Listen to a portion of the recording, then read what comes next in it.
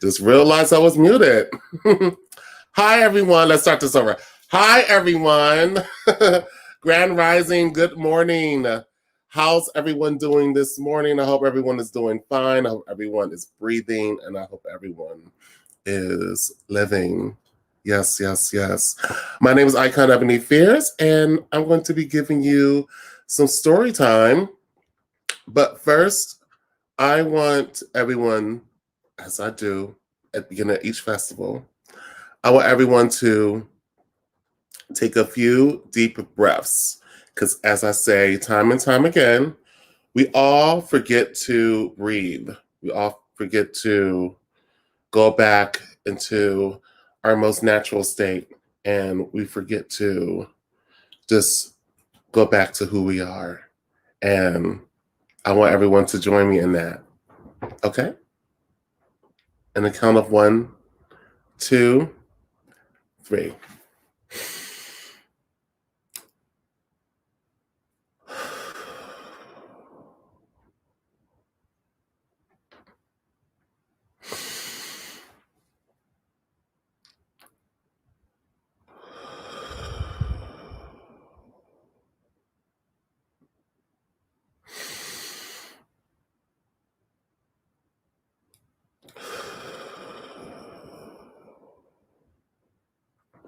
Thank you. Thank you.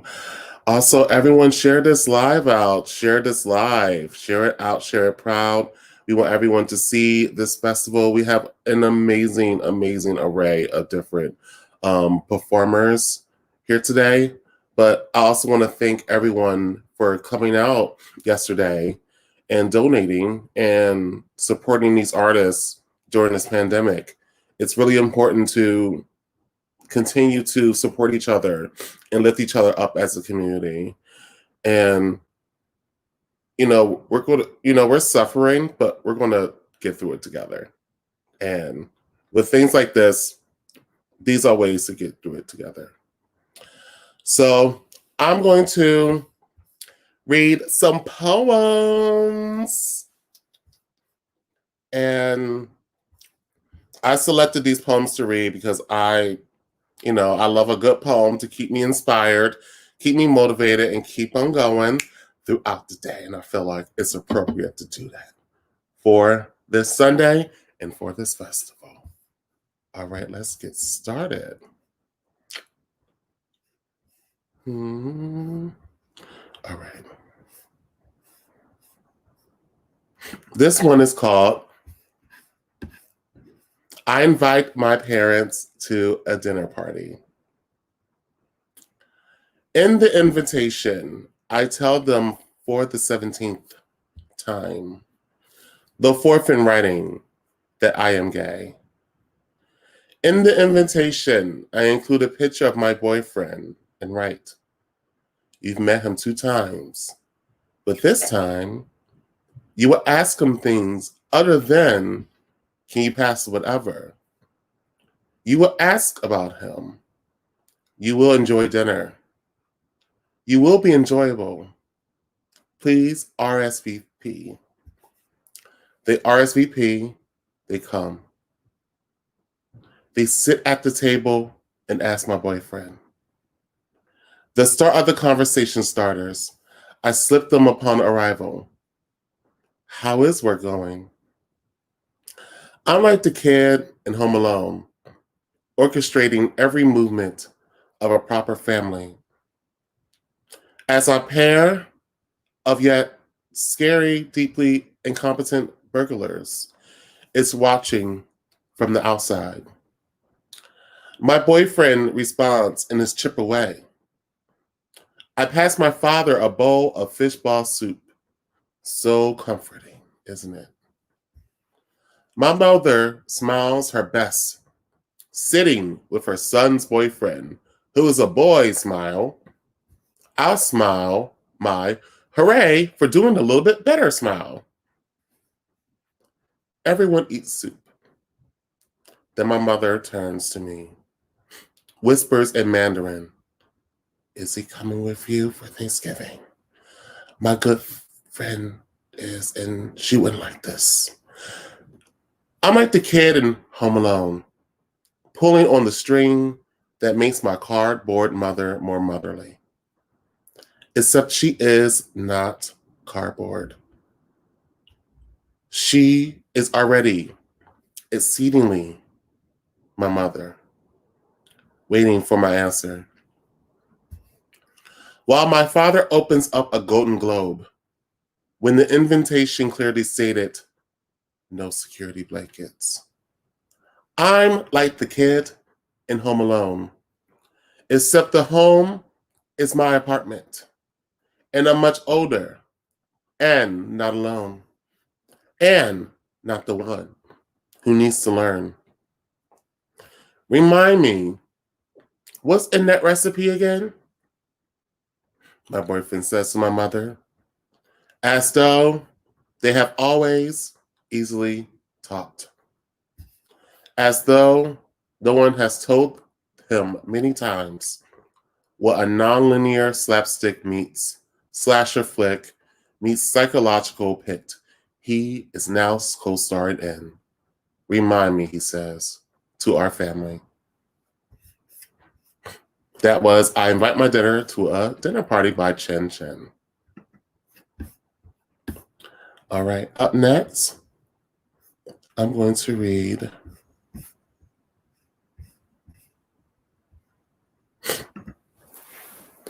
My son wants to know who his biological father is.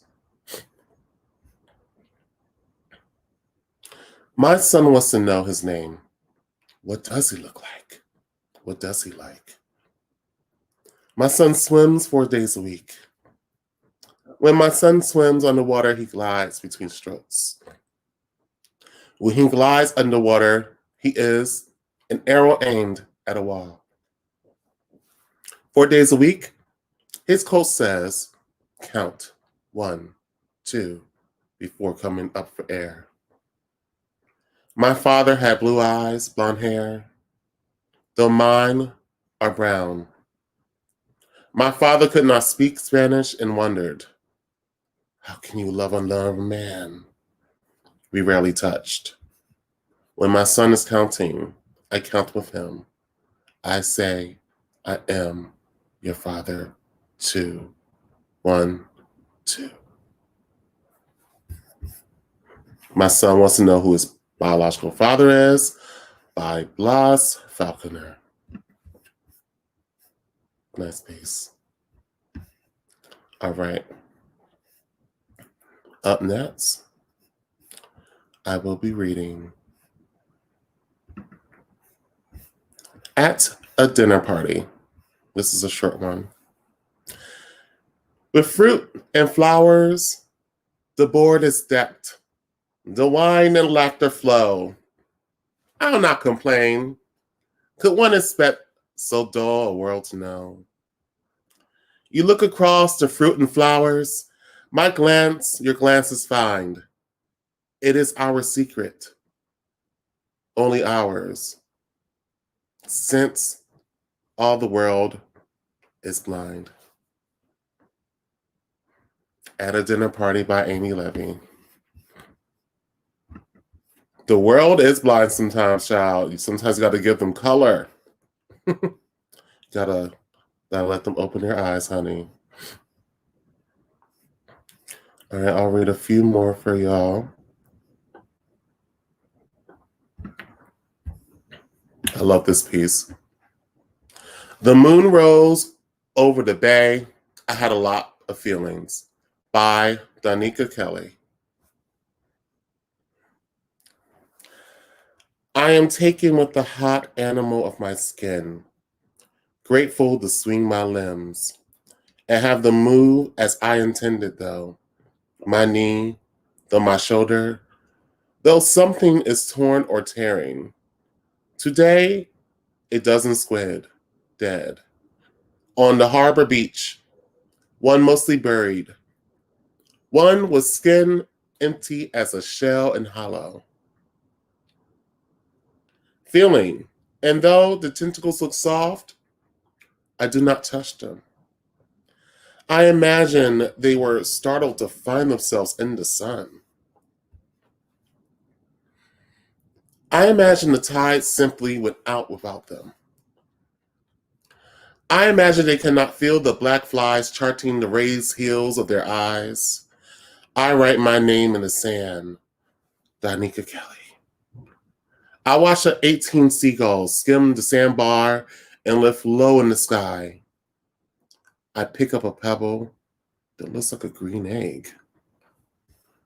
To the ditch lily, I say I am in love. To the Jeep parked haphazardly on the narrow street, I am in love. To the roses white petal trimmed brown. To the yellow lined pavement. To the house trimmed in gold, I am in love. I shout with the rough calculus of walking. Just let me find my way back. Let me move like a tide come in. The moon rolls over the bay. I had a lot of feelings, Danica Kelly. I have a lot of feelings after that one. Do you? I think we all do. All right, up next.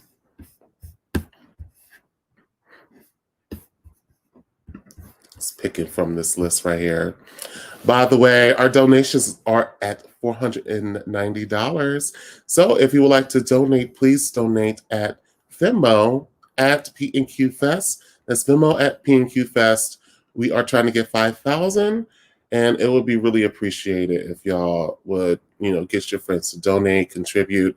All proceeds goes to all the artists and contributors of this project, and it will mean the world to pay people what they deserve. All right. I'm going to do one more. Yep. And then we're going to go on.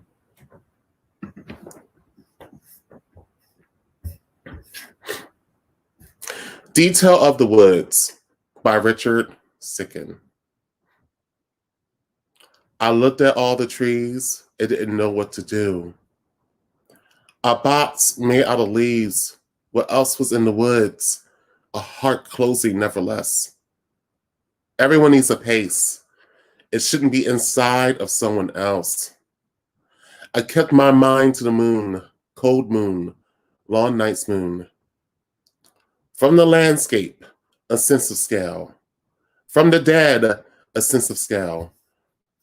I turned my back on the story, a sense of superiority. Everything casts a shadow. Your body told me in a dream, it never been afraid of anything. Detail in the Woods by Richard Sicken. All right. That's all I have for y'all for story time and poems and everything. Thank you so much. We have an amazing, amazing day for everyone, and I'm super excited to showcase that. And also, throughout the day, we give thanks. We all give thanks to the organizers, all the organizers, because, listen, this is not a one-person show, honey. It takes a team to do this. Give thanks to Barry Tyler Moore, Kyle Woodruff, Swan Flambe, Nawalzi, Jamie LeClaire, Franzia, and also your next host for Health and Wellness. This person always keeps it festive. They are just filled with beautiful energy, beautiful smile, beautiful everything. And we're going to kick it off with some inspiration, some movement, and beyond. Please give it up for Mike Watkins. Thank you so much for that beautiful intro. Although you bring more inspiration and motivation to me and so many others. So I'm just trying to do as great as you are, especially after that amazing intro and story hour. Hello, everyone. My name is Mike Watkins, and I'm going to be your host for the next hour, a couple of hours. We're in the next wellness segment. Really excited to be back. I was hosting yesterday. Today I'm going to be hosting again, and we're actually going to see a little bit of a mobility workshop. So you're all going to get to see a little bit about what my business is about over at Festive Fitness. But before that, we're just going to talk about a little bit more what we have planned up for today. Before I do, make sure you go on and donate at Venmo at PNQ Fest. We'd really like to hit our goal of $5,000, and we're close to that, but we could be closer. So how about you all get those donations going? And if you can donate, or if you've already donated, share this with your friends. Share this on YouTube. Share this on Twitch. Now, I don't know how the Twitch works, but I know the girls do. So y'all figure it out, and y'all go share your friends. Tell them to go watch, because we have a lot more fun coming up. We have the Gender Query Drag Show later on today. We have some more of our contributors performing their own drag. I'm really excited to see Girly Tyler Moore's performance. We have our happy hour with some more performances coming up. We have some tarot card reading, and that's just in the next hour. So much to look forward to. One thing I'm just really curious, and I just want to remind everyone, is to remember that we have an election coming up. So please, please, please use your time to vote. I know you've heard it before, but I'm going to keep saying it again. This election is probably one of the most important of our lifetime. And if we all want to maybe get a little bit better sleep at night, I think voting is like a simple process to do that. Voting registration ends soon in Philadelphia, in Pennsylvania, and make sure you have a plan to either vote in person or send in your mail-in ballot. Don't forget that signature too. Couple other things. I just want to give a couple shout outs to some amazing folks, amazing people. Really want to shout out my group fitness class I do a non-normative body club every Monday. So Mondays at 6:30 p.m. you can get a nice little mobility workout with myself and Non-Normative Body Club, which is owned by Asher Freeman. It's an amazing queer and trans inclusive fitness space that just brings a nice community. So even if you don't want to do a whole lot of work and you just want to chat with new people, come and join every Monday at 6:30 p.m. All right, next up, now that you've heard me give a little bit of a spiel, you're going to listen to me some more, talk about my mobility workshop. So yesterday, I went over a few motions that you can do with your body to relieve some stress, and this is going to be a little bit longer. So for anyone who's looking for a little bit more activity or a little bit more mobility in their life, this is going to be really simple and special for you. So grab a mat, grab a towel, and get ready for our wellness hour to start kicking off with yours truly, Festive Fitness.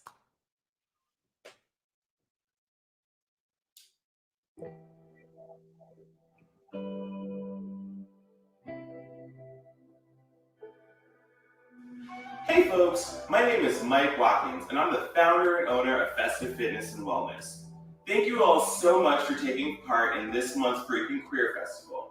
So for this little moment, we're going to do a little bit of a mobility / warm-up series. It's going to get our bodies feeling warm and loose, ready for any further activity that you might want to do.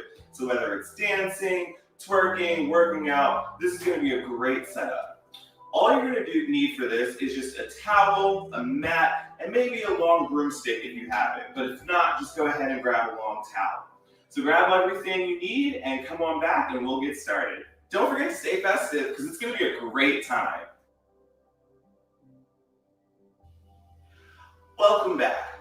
We're going to go ahead and get started down on the ground. You can have your feet crossed in front of you, or you can have your legs out if your knees are a little sore. It's up to you. I'm going to go ahead and just have my legs crossed.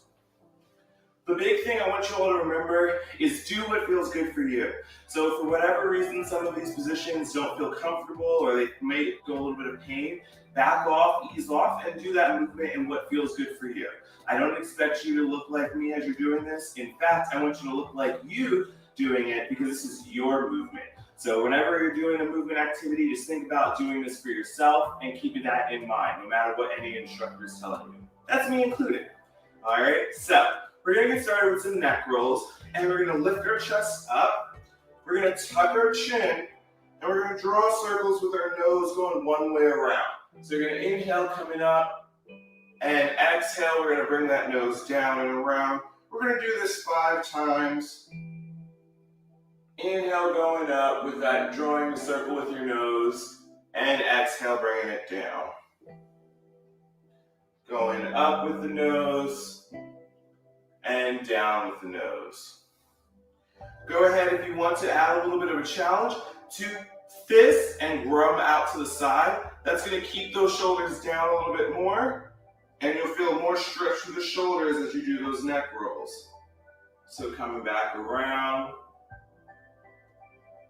Once you do 5 one way, we're going to reverse it. So going the other way around. Inhale as you lift your nose up. Exhale as your nose comes down. And drawing those circles just to make it some movements in the neck. You might find there's a little bit of crunchiness in there. That's okay. We're breaking up all the WD-40 within our joints so our body is ready for activity, or just so that it can feel a little looser. Maybe you're not doing more activity. Maybe this is all the activity you're doing. If so, that's great. You're going to feel nice and loose and ready to take on the world. All right? After that, we're going to place our hands on our shoulders. Hands on our knees. And we're going to inhale, lift our chest up. Exhale, you're going to bring your chest forward, round it coming back, and then loop it forward again. So we're doing what we call thoracic circles. So we're bringing our chest forward, looping it back, and forward again. We're going to do that one more time, looping back, and forward. Then we're going to reverse it, going the other way around. So chest forward, loop back. That belly button pulls into your spine as you loop back forward again. And back, pull that belly button in. Exhale forward. One more time.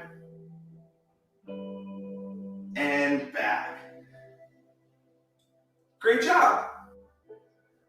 The next position we're going to do is going to be on our knees. However, if you don't want to be on your knees, you can go back into that cross-legged position right here to give your knees a little bit of freedom. So if you have any type of knee issues, I recommend being in this position. But if not, we're going to come back onto our knees. From there, we're going to reach our arms up. And then exhale, let our right hand come to our left knee. Left hand's going to go behind us. We're going to go for a little rotation. So we're going to inhale, lift our head up. Exhale, rotate to the left. Lift your shoulder off to the left. Bring it back to the middle, hands up. Exhale, turn the opposite way. We're going to go to the right. Hands are going to go back up. And we're going to the left. We're not twisting a lot, so it's all about just a rotation. So you want to lift up and rotate instead of just going for that twist. Hands back to middle. Go to the right. You might notice one side you're able to rotate more on than the other. That's okay. Hands back up to the middle. And back to the left. Inhale, lift. Exhale, rotate. Up to the middle. And exhale, turn to the right. Great. From there, we're going to come back onto our knees. We're going to place our hands behind our back. You can also go, if this position is uncomfortable, you can come up to a tall knee position. So in tall knees, place your hands behind your back. And you're going to go for a stretch, so you're pulling your hands away from your body and lifting up. And from there, we're going to tuck our chin as if we're nodding yes. So we're going to nod down and then look up. We're going to do that 5 times. So 4 more from this. Looking down and looking up. Keeping those hands pulled back and looking up, down, and look up. Good. From there, we're going to bring our hands back across. Give yourselves a big bear hug. Lift those elbows up. Exhale, bring them back down. Now we're going to bring our hands back behind us, but the other hand, your opposite hand is going to be on top. So if your right thumb was on top first, your left thumb is going to be on top now. We're going to go for that same stretch, so pulling those hands away and down, up and away. And then we're going to be looking left and right. So shaking your head no, left and right. Again, we're going to go to the left and to the right. We'll do this 5 times each. Think about pulling your shoulders away from your ears each time you go.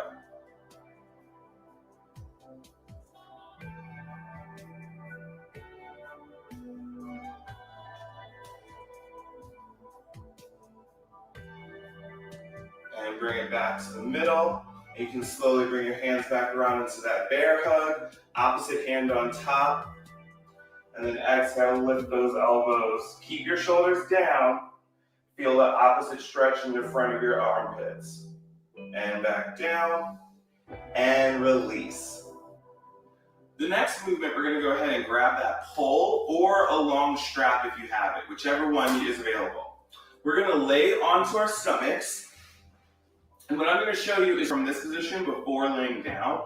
You're going to hold the pole as wide as you can. What we're going to be doing is you're going to lift your shoulders up and around to bring it back and around this way. How that's going to look on the ground is like so. Press your stomach down, holding that pole, and you're going to lift your shoulders up and around and tap your butt, and then come back around. We're going to do 5 of these.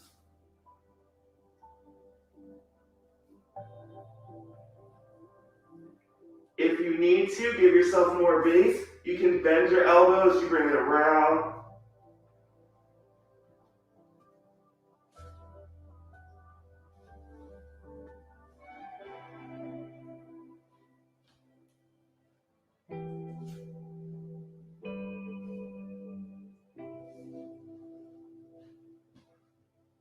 Great. After you do those 5, what we're going to do is you're going to bring your hands close together. Send your knees, your hips up, and you're going to bend your elbows, palms in towards your chest. Towards your head. You're going to feel a stretch behind the back of your arms, and you're going to hold that for about 20 seconds. You're just going to feel a big stretch back behind these arms right here. And if you want to, you can go flat and back out and be in this position right here doing that. Elbows are going out, pulling the hands back, and feeling that stretch underneath your arms. Big breath in through your nose, and exhale, come on out of that. We're going to go on to all 4s next. So now that we're in all 4s, we're going to do some cat-cow. So we're going to inhale, drop our stomach, lift your chin up, and exhale, you're going to round through your spine, letting that head just be free. We're going to do just a few of these, do as many as you want, as fast or as slow as you'd like to. Sticking that head up. Curving through the back, and exhale, rounding through that spine, sending those hips up. Doing one more, and exhale, round it back. Great. From all 4s, we're going to go ahead and bend our toes underneath, walk our hands a little bit forward if you need to, and we're going to just do 1 downward dog. So we're going to send our hips high up into the air, press down through your feet, feel a stretch all the way through the back of those legs. Big inhale in. Exhale, what I want you to do is roll forward into a kind of an up dog. Press your feet down, hips forward, chest lifted. And then send your butt back into a little child's pose. So from here, collect your breath before we go into the next segment of exercises, movements. And come on up.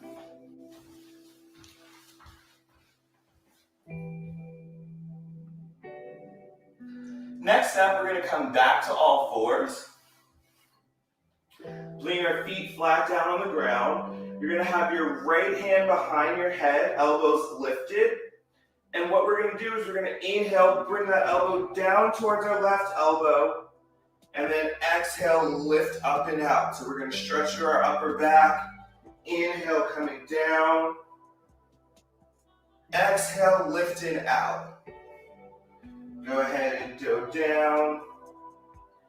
And exhale, lift up. 2 more times. And lift. Feeling that elbow pulling back with each time. Great. And then we're going to switch to the other hand. So left hand behind our head. And bringing it down. And exhale, lifting up. You want to follow your eyes with your elbows. Follow your elbows with your eyes. So look up as you're lifting those elbows up.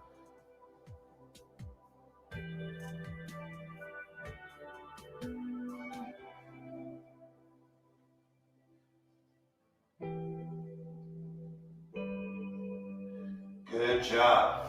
After that, we're going to go ahead and come into what I like to call the throw it back series. So we're going to have our hands on all fours. We're going to inhale, push our hips forward. Exhale, send your hips back. Anyone who's done a workout with me, this is going to be very familiar. Inhale, hips forward. Exhale, send those hips back. Inhale, hips forward. Exhale, hips back. One more time, forward. And exhale, send it back. From here, we're going to modify that position. Just turn your feet out. And we're going to do the same thing. So inhale, hips are going to go forward. Exhale, send the hips back. Now you're not going to get as much distance on that. That's okay. You're going to really feel a tight release in the inside of those hips. Exhale, come on back. Inhale, lean forward. Reach your head forward. Exhale, send that butt back. Good. Then what we're going to do is going to bring our feet together, turn your knees out wide, and do that same movement. So again, we're going to inhale, hips are going to go forward. Exhale, sending those hips back. Inhale, send your hips forward. And exhale, send it back. Inhale, forward. And exhale, back. Great job. Next up, we're going to do some movements for the hips. So we're going to come into a half kneeling position, or I like to call a proposal position, right here. And then just turn that knee out. So your knee is going to be facing away from your body, and your one knee is going to be down in front. With your palm, you're going to take the back of that hand, place it on the inside of the left knee. What we're going to do from there is you're going to inhale, lift up, exhale, lean to your left. Feeling that stretch through your legs. You're going to inhale, come back up. Exhale, go back over. Inhale, come on up. Exhale, lean it over. Pressing that hand into that knee so that gives your hips a little bit more opening. And one more. Great. From there, we're going to switch to the other side.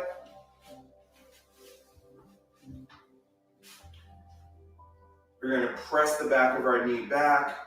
And inhale, lift up. Exhale, rock to the right. Inhale, coming up. Exhale, going over to the right. Make sure you want to keep that heel down, so the heel that's pressing out, keep that heel pressing down into the ground. You don't want to have it lifted, because you're not going to get as true of a stretch. So keep the heel down as you push forward and back up.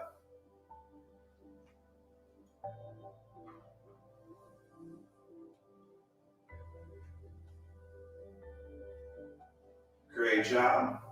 The last movement we're going to do is going to also be for our hips. So we're going to come down onto the ground into what I call a 90-90 position.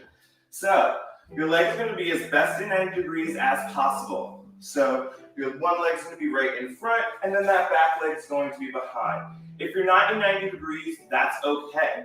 Also, if your hips and knees are on fire, go ahead and grab a pillow, and you can place your pillow underneath your butt so your butt is lifted, so that's going to give yourself a little bit more room to move. Because you don't want to be where you can't move anything. So go ahead, grab a pillow if you need to. From there, we're going to inhale, reach our hands to the right. And then exhale, we're going to lift our chest forward. And then exhale, come back up. Inhale, reach your chest forward. Exhale, come back up. Inhale, you're going to lean forward again. And exhale, leaning back up. And forward. Ooh, feels good in those hips. I know it does. And exhale, coming back up. We're going to switch to the other side. To do that, all you can do is just lift that back leg up and rotate, turn around to the other side. So I'm going to just switch around so you can see me. But if you all are at home, you can just stay in whatever position you are doing that. And we're going to start again. Reach your left hand over. So hold your left hand towards your left feet. And you're going to reach your head up and exhale, coming over. Inhale, coming up. And exhale, reaching down. One more, coming up. And exhale, coming on down. Great. Come on, bring your legs back to center. And we're going to finish with one total body movement I kind of lied to you, don't be mad. It's just going to be a couple movements in a child's pose position. So we've done a lot to get our heart rate up. We want to bring our heart rate down after doing all of this movement. So what we're going to do is get into an extended child's pose. So knees are going to be wide, feet together. Reach those hands forward. Reach your head forward and let that forehead come down to the ground and just lie on the mat. We're going to take 5 breaths in this position. With every exhale, try and think of relaxing your shoulders away from your ears.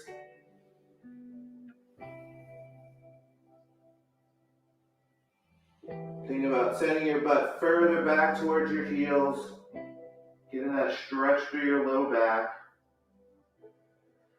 And then what you're going to do, you may need to look up if you can, is you're going to bring your hands together in a prayer and lift them back behind your head.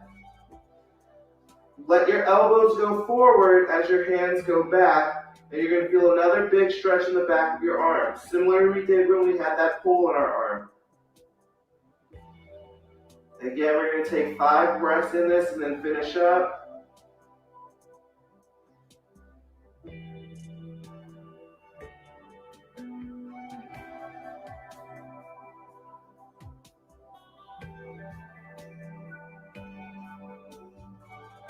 Good job, and extend those hands out.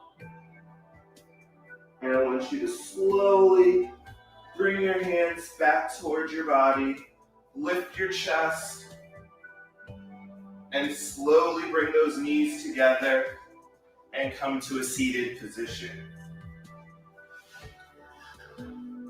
That is it in terms of movement with me today. So what we can do after that, there's a lot of things. So if you want to go lift, go lift. If you want to go for a walk, go for a walk. You don't even have to do anything. You can just do this and call it a day. As long as you're doing something to move your body, it's a win, right? Who needs to do more?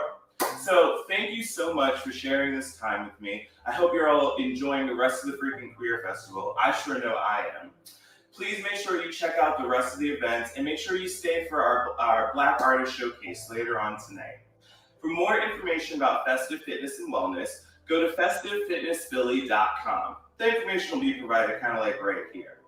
Thank you so much. My name is Mike Watkins, and you can find me on social media at MWattsFitness. Thank you so much, and I hope you all have a really festive rest of your weekend. Stay festive and stay safe. Oh, and don't forget, go vote. Thought I'd forget that, right? See ya, everyone.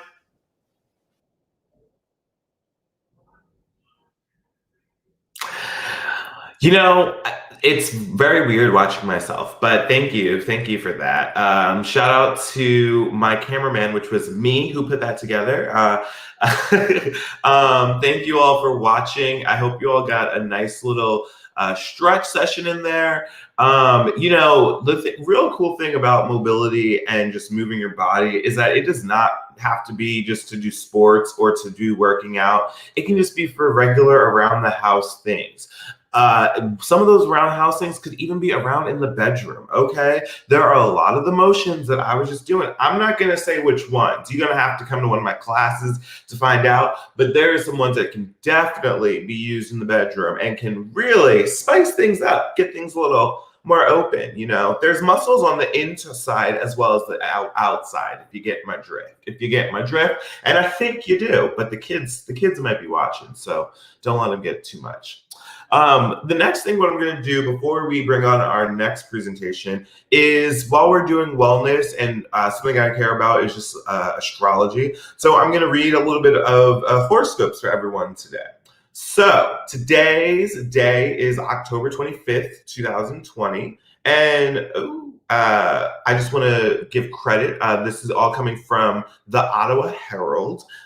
You know, we cite our sources over here. So for our Aries, today is a 7. Secrets can get revealed. Lay low and allow time to process what's going on.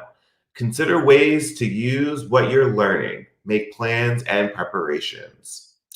Taurus, today is a 7 as well. Get advice from your team. Friends illuminate a wider view. Communicate, network, and collaborate. Fascinating possibilities arise in conversation. Make valuable connections.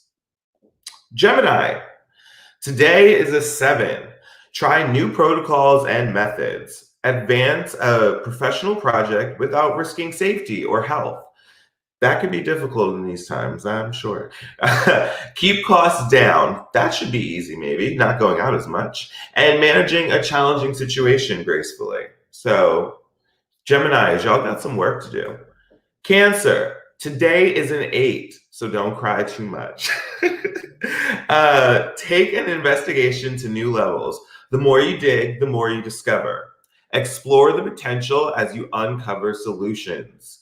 Enjoy the adventure. I'm a Cancer moon, so I'm going to try to take a little bit of that. Leo, today is an 8. Reassess financial conditions for shared accounts. Meditate on best options. Friends and family help you make useful connections. Discuss desired results and collaborate with action. Virgos, shout out to my Virgos, big Virgo energy. I know it was passing. Shout out to my Virgo friend, Michelle. Love you, girl. Today is an 8. Calm the concerns of your partner. Listen first. Let them know they're heard. Being witnessed provides relief. You don't need to fix things. Stand together. That's pretty powerful. Libra, today is an 8. Focus for your balance. Schedule carefully to both earn money and maintain your physical health and energy. Rest is for fundamental, and ask for what you need. While I'm talking about asking for what we're needing, I just want to remind everyone that there's a lot of time to donate. So head on over to Venmo at PNQ Fest to donate throughout the day. We have the rest of the weekend. And even if you can't make it today, and if you get paid later in the week, go ahead and send it. I'm sure we won't mind too much. Where are we at? Next up is Scorpio. Today is an 8. Enjoy the game without taking expensive risks. Relax and enjoy simple pleasures. Focus on fun and romance. Create loving connection in your inner circle. Sagittarius, today is a 7. Organize your spaces. Combine two old ideas into a new one. Come up with inventive solutions using things you have. Enjoy results with family. Family is important. Make sure you get your family, chosen and real family.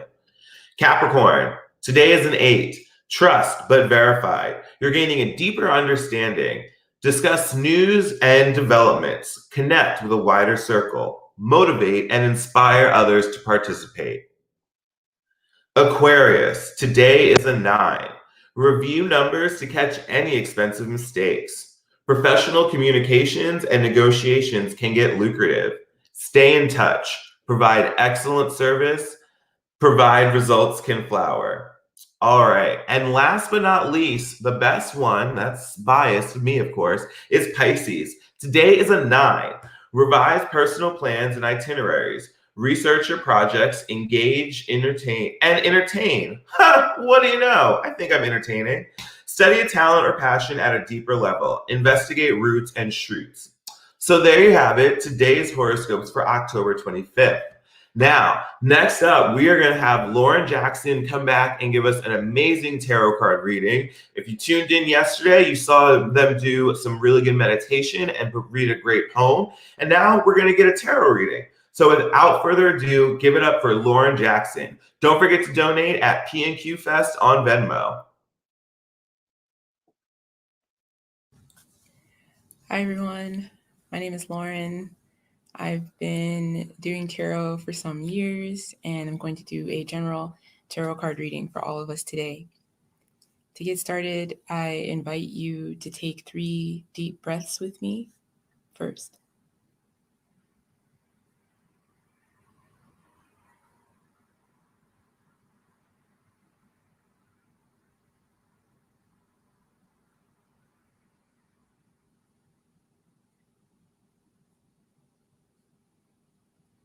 For the opening invocation,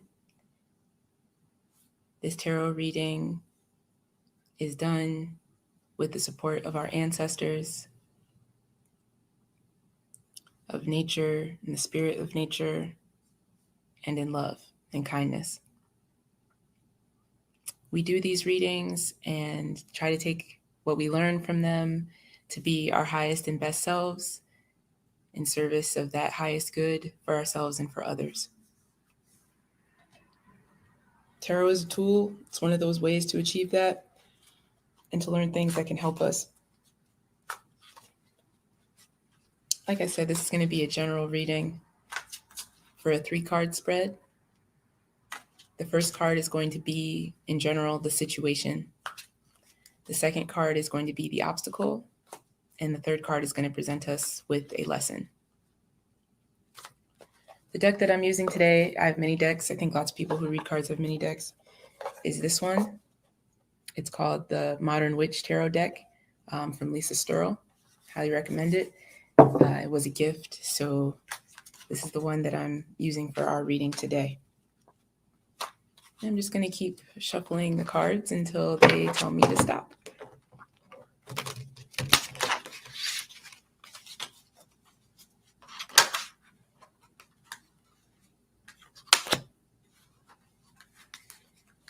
So a card just fell out, and it was this one, Chariot. So we're going to put that one to the side.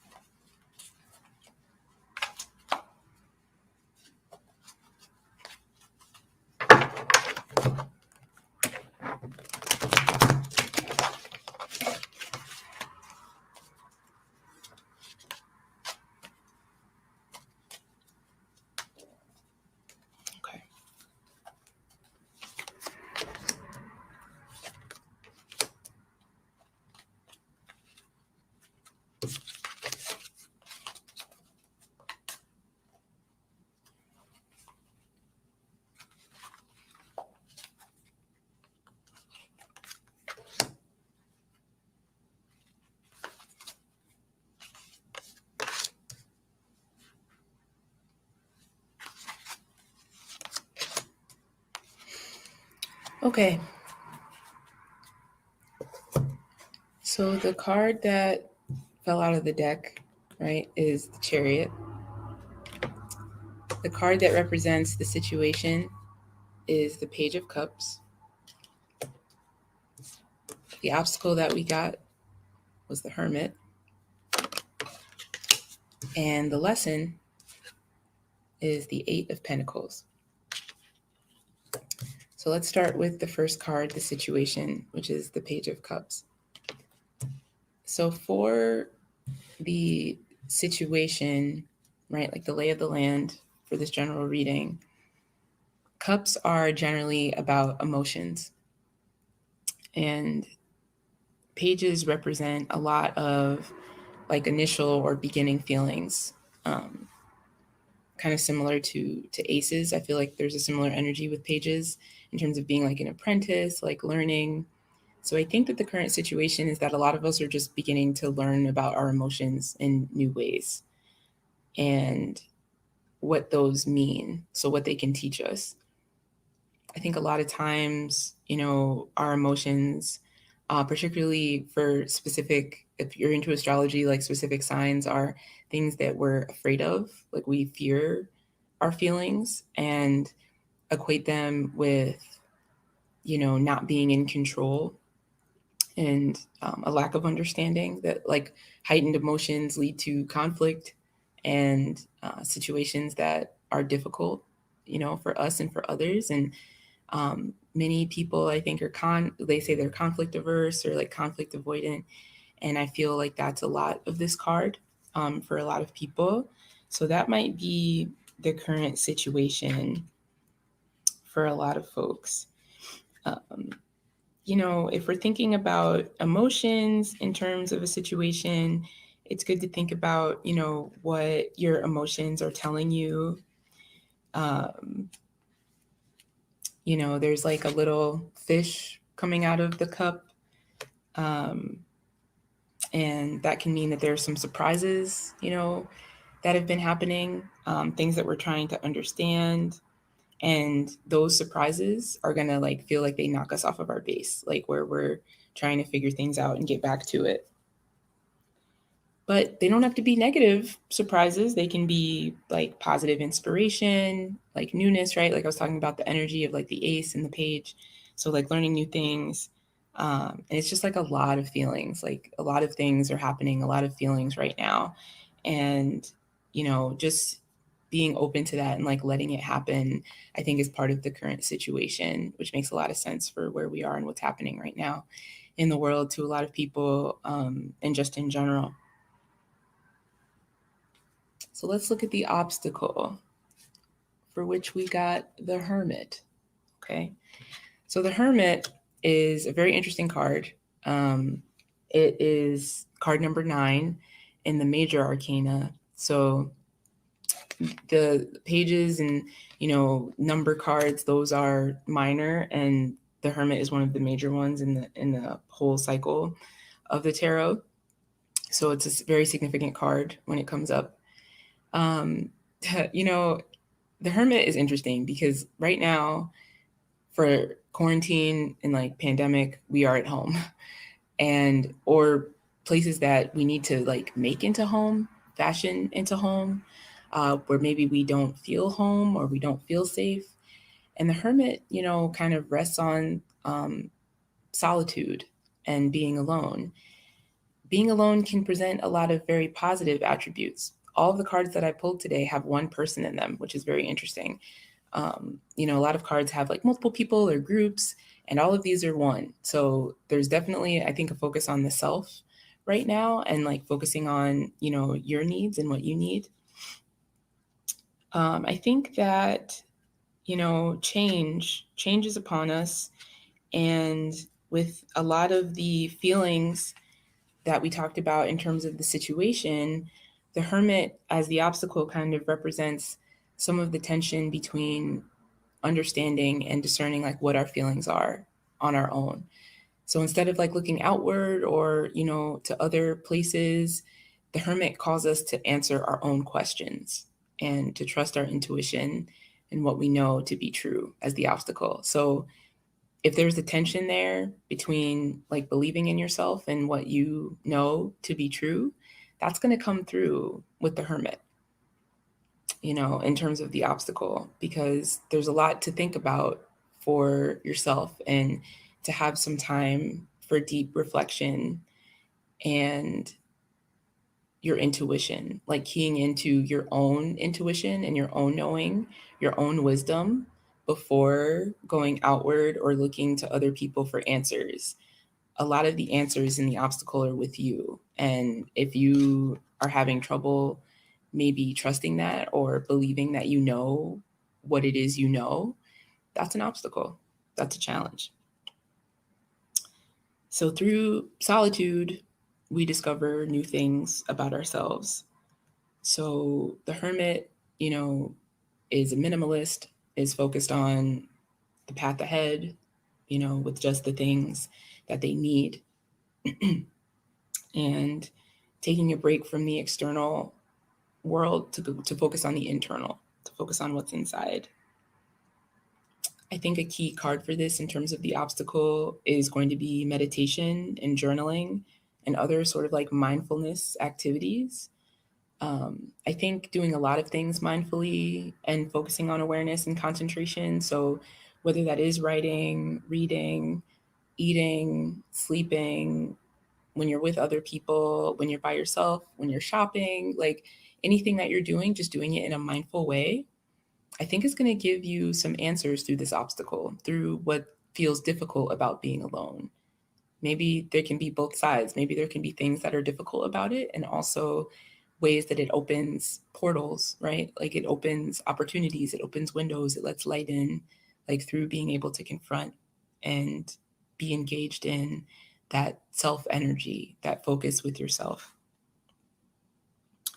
It's okay to be alone. While there are things that can distract you from your self care, it sounds like you really need, like we all really need self care right now and like rest and relaxation. Honestly, some of the things that I've been doing lately when I felt really drained because I'm moving really soon, and moving brings up a lot of changes, right? Like a lot of emotions, Page of Cups. Like, yeah, there's a lot going on with that, and there's been things that have been very difficult about where I've lived. I think a lot of people have experienced that. This card with the obstacle charges us to focus on our self-care. So like I've been trying to eat like some of my favorite foods, or like watch my favorite movies, or listen to my favorite songs, or like wear my favorite clothes, like these kinds of things as forms of self-care. Take a break, do a retreat, even do a self-meditation retreat, you know, go for mindful walks every day. Like make sure that you're building in your routine methods of self-care that put you first, that make you a priority. If you need a guide, right, like this tarot reading, meditations, guided meditations, therapists, call on them, you know, like to balance what you're doing on your own. You can have other people and teachers help you too. That's totally okay, and that's part of the process. And you don't have to fear being alone. It's okay. It's okay if you're single. It's okay, you know, just give yourself that permission to be on your own and take that opportunity to turn that self-care inward for yourself and for your needs. All right, the lesson, right? So the lesson that we got is the 8 of Pentacles. So generally, while cups, you know, tend to represent emotions, cards in the major arcana are like, you know, broad, very large moments to recognize. Here again, we have a number card in the minor arcana, and pentacles represent wealth, money, earth. You know, these are the kinds of elements that we get a lot from pentacles. So that's something to think about. Now, in this card, you know, we see someone, you know, working pretty diligently. It looks like they're very creative with art. There's a city in the background. There's lots of gold and like yellow hues, right? Like those tend to represent like happiness and, you know, fortune. So I think a key lesson, you know, from the initial situation, right, being the emotions and heightened emotions, to the obstacle being around surrounding solitude and being solo and kind of taking advantage of that. The lesson, looks to be, productivity, from that, with the Eight of Pentacles. Now, this comes with discipline and hard work and discernment. So, really enacting some of the lessons that we talked about from the Hermit in terms of solitude and, that routine of self-care, is that it takes work. So it's not completely like a walk in the park to be able to do those things. But when you do them, the outcome is amazing. Like, it brings productivity, it brings wealth, it brings success for you, by enacting those things and taking the time to do them regularly, right? I'm thinking a lot about regularity and also kind of like neutrality, right? Like through the Hermit, hitting that even keel through your meditation, through the things that you do in a mindful way, you give yourself the opportunity to be balanced. And when we're balanced, we're more able to see clearly and have the opportunity to do the things that we need to do in order to take care of our well-being and nurture our well-being.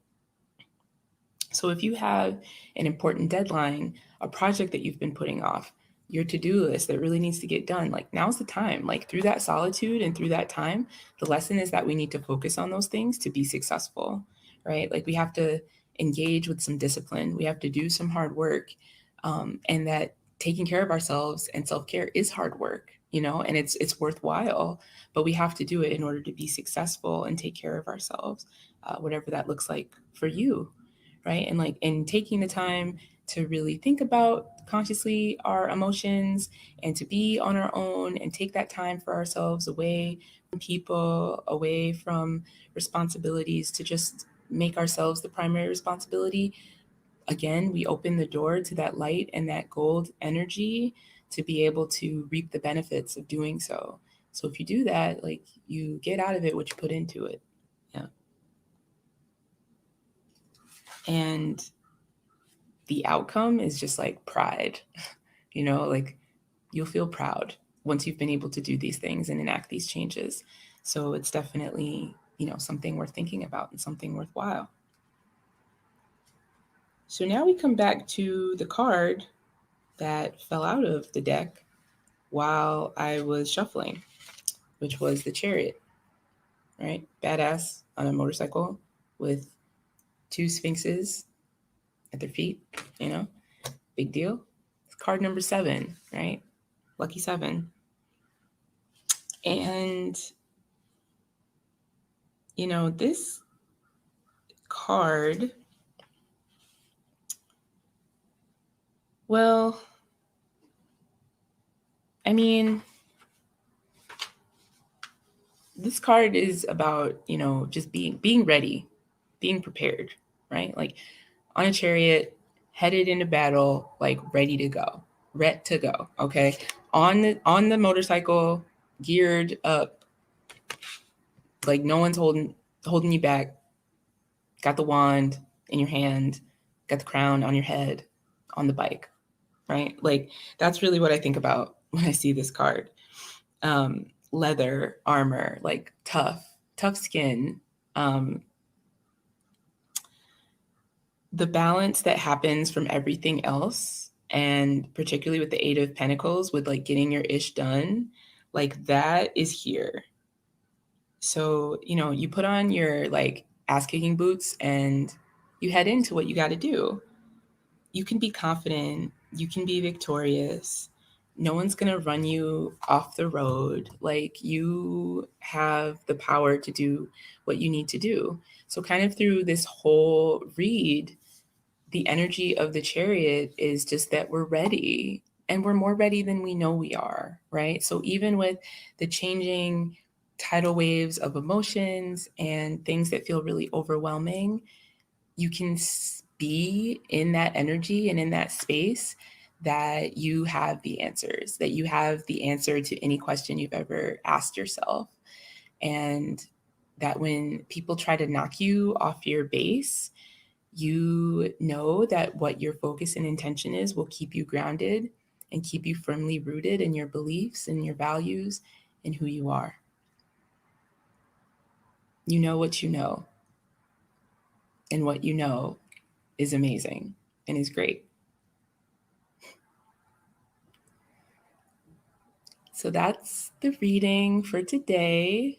I really hope that you found it informative and helpful with what's going on in your life as a general read for the folks that are attending this workshop this weekend, these different workshops. If you have like any other questions or would like an individual reading, please feel free to reach out to me through my website. I would be happy to do that with you. Pretty much everything is sliding scale, so I'm happy to work with you. I encourage you to journal and, from the whole reading, take what works and leave what doesn't for what is most applicable to you.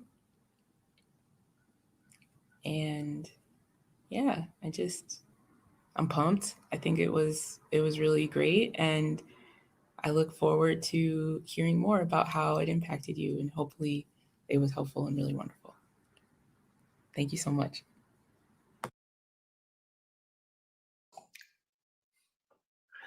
Thank you all so much, Lauren. That was incredible. I've only had one other tarot reading, so for that being my second time, I was really, I don't know what to say, but I'm feeling something. I'm a Pisces, so there's always something feeling in here. Thank you. Welcome back to the Freaking Queer Festival. Don't forget to share this and donate with your friends. We are almost at our goal of $5,000, so please help us make that goal.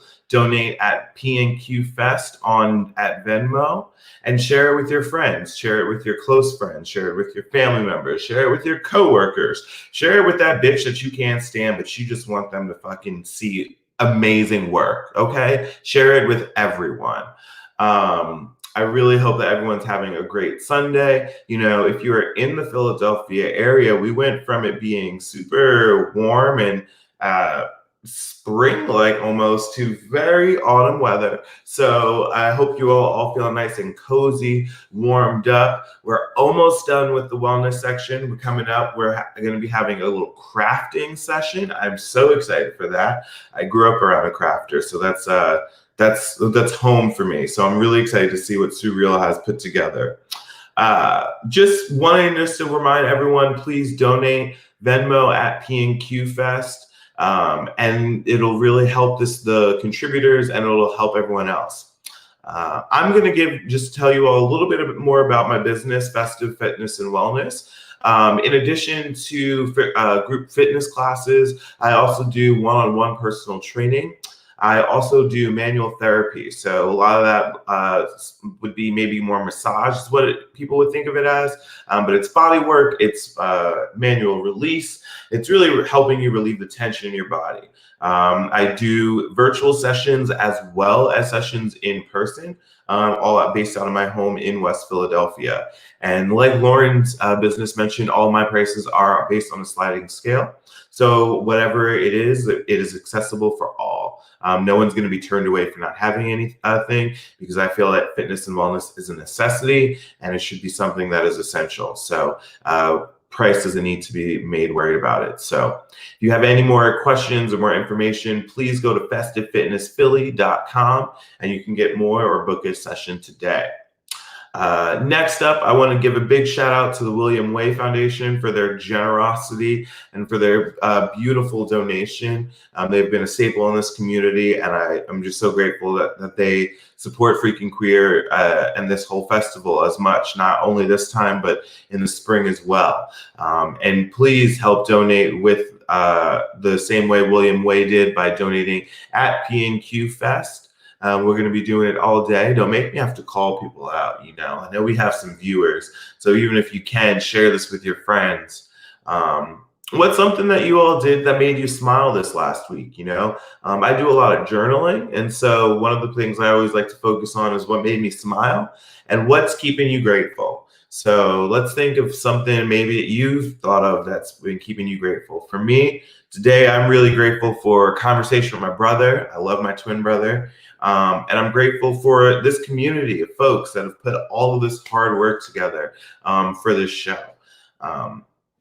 Next up, we're going to have Sue Reel speak, and I'm going to give a little bit of information about them. So Sue Reel is a certified art teacher who likes to look good. Okay. They are new to the art of drag, but they want to utilize the art of drag as a tool to teach art. I love that.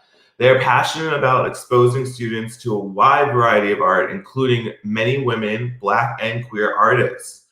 Their goal is to teach art and self-expression while teaching students to be kind to others, listen to other people's lived experiences, and teach about queer culture. Their goal as an educator is to make it a less scary world for students to be themselves and provide the resources for them to be their best self. I damn near teared up just reading that introduction. So I cannot wait to see what Sue Reel has planned for us. Give it up for Sue Reel doing a nice little crafting workshop.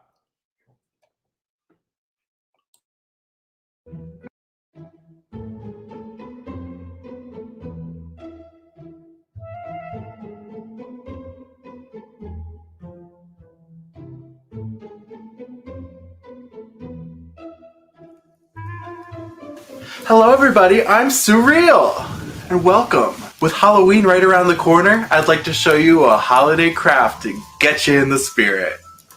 My favorite part of Halloween is you get to dress up to be whoever you want to be. It looks like this year Halloween's going to look a little bit different, but that doesn't mean we can't dress up and have a good time. Now you can go out and buy a costume from any Halloween or party store, or you can make your own.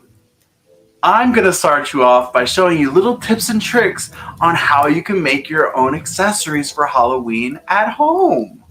Now you could go to any craft store and pick up whatever materials you need to make this costume.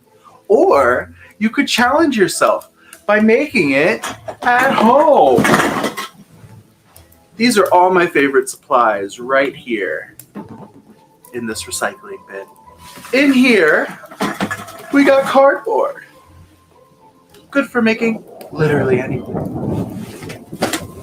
We got metal cans. Any brand will do. And grocery bags are literally good for any occasion. With the materials you can find in here, you can make literally any costume that you want. And you can help save the planet by recycling and reusing the materials that we throw away every day.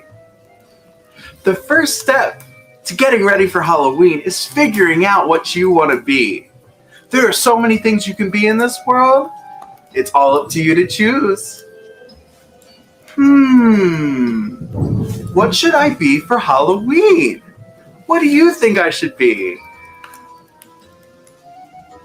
Maybe. Let me think on that. After you figure out what you want to be, the next step is to sketch it out.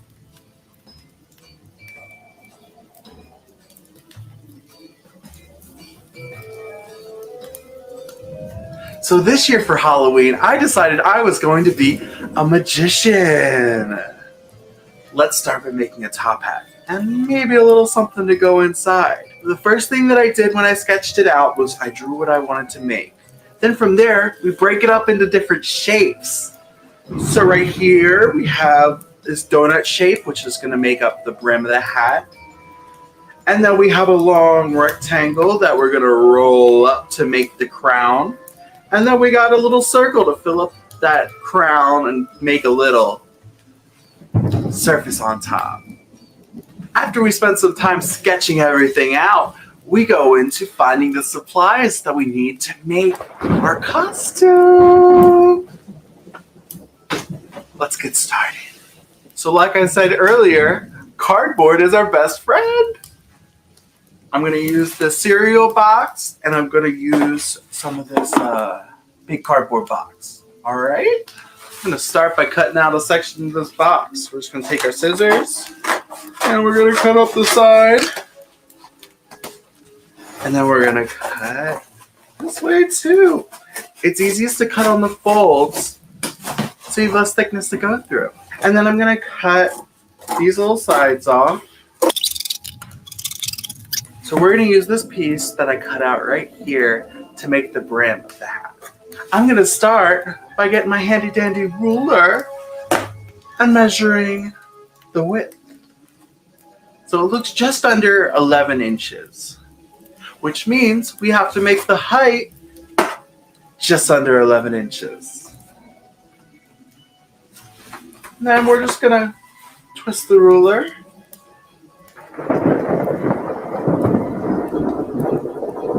And we're going to collect those lines. Just like that. And now we should have a square after we cut that other section off. Let's go around the outside and turn it into a circle. Our next step, we're going to be really careful and we're going to jab a hole into the cardboard. Just grab one end of the scissors. Don't cut yourself. You're just going to stab it in there really softly. Perfect. Then we can just take our scissors and we can start cutting around.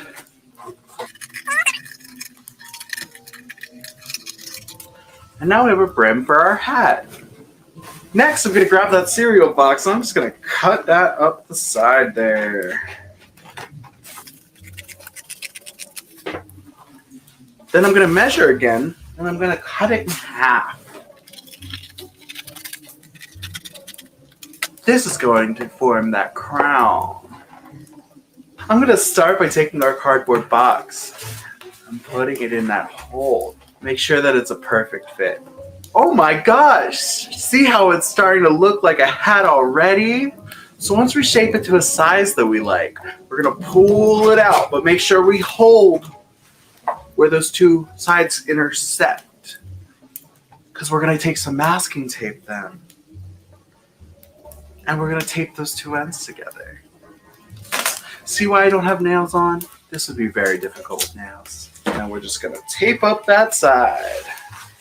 Whoosh. Notice how I didn't cut the flaps off this one. We're going to cut more flaps into it. So wherever you see one of those flaps, you're just going to give it a chop, chop, chop all the way around. See, isn't this fun? Now we have a bunch of those little tabs. So we can put it back in the little hole. All right, so we have it all lined up there. And now we're going to take those little tabs and we're going to fold them over. This is going to allow places for us to glue and tape them down so that we can connect them and use them as a hat. So now we tape them down.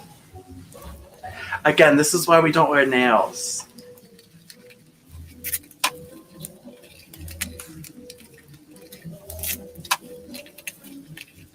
Now that the bottom's all taped off, we gotta make a top. I know a bunch of you are probably trying to do that yourself.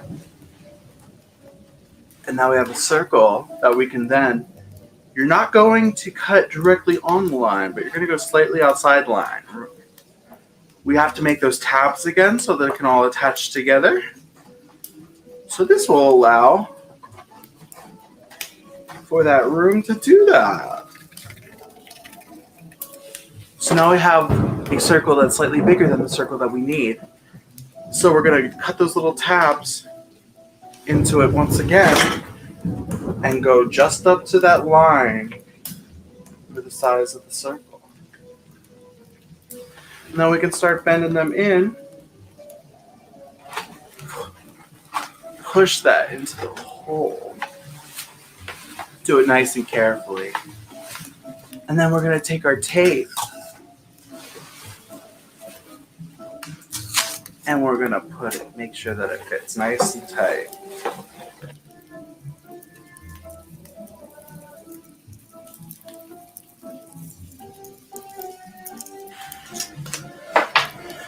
And I'm just going to tape it all up for extra securing. And now we have a little top hat. Now at this point you could either spray paint it or give it a good coat of paint, or you can wrap it in plastic or fabric or construction paper, whatever you want to do to make it yours. This just gives the basic structure so that you can wear a top hat whenever you want. But we need something to put inside. So I'm going to take one of our handy dandy soda cans. Maybe, probably two, honestly. I'm going to start by cutting the top and bottoms off. Kids, make sure you have parent permission and you have a parent help you. I want to see nobody get cut, alright? If you're going to use soda cans, please, please, please make sure that you wash them out first.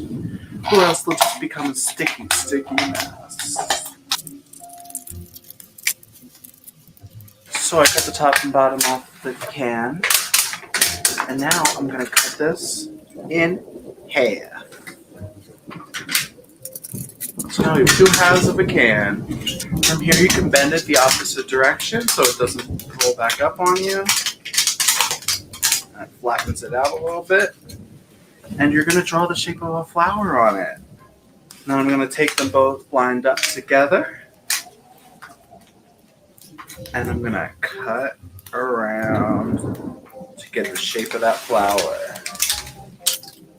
Remember, be really careful. The metal has some sharp edges. This is a craft for adults. So now I have 2 flower shapes. I'm going to do the same thing with one more can. And now I have 4 beautiful flower shapes. I'm going to line them all up and I'm going to puncture them right in the middle. So now we're going to take a thumbtack or a safety pin or just a normal pin or an X-Acto knife, and we're going to make a little hole through all of your little flowers.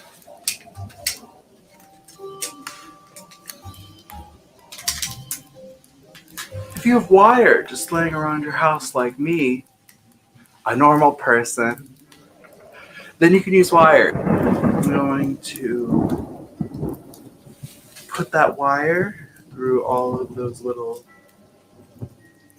things that we made, those little holes. And I'm going to roll up that wire to make it so it doesn't go through. And I'm going to fold up those little petals and make another little ball underneath there. I'll try to make it as nice as possible. But we're going to take each of those little petals, we're going to shape them to look how we want them to. And in the end, we'll have a cute little metal flower.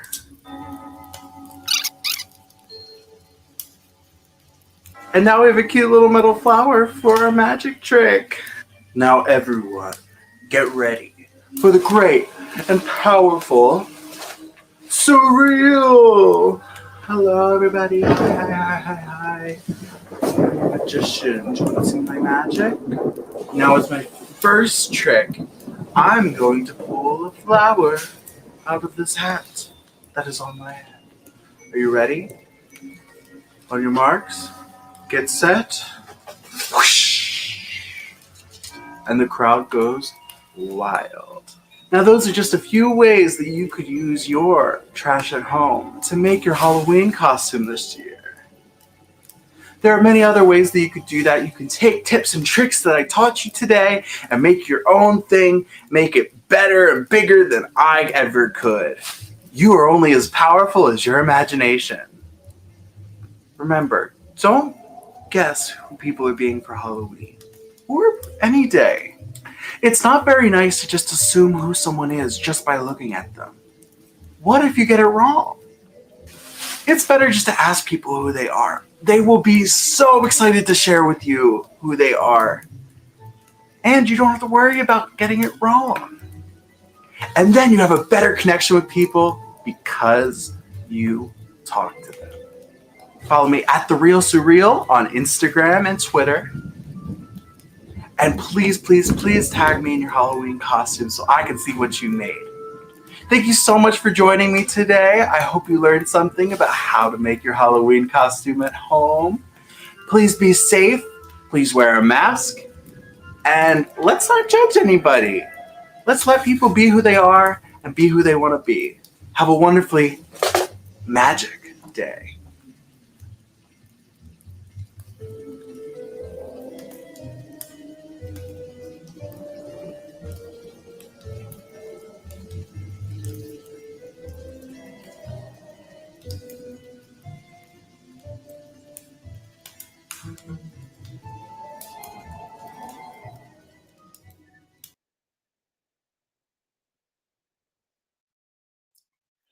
All right. Thank you so much, Surreal, for that amazing craft performance. I'm definitely maybe want to add that. I was thinking of maybe being Serena Williams, but like that magician costume, you might have me ready. Next up, we have an amazing live act from Lior Ale, a queer, non-binary, interdisciplinary artist, immersive experience designer, energy worker, humanitarian, and single mother from the greater Philadelphia area living with chronic illness.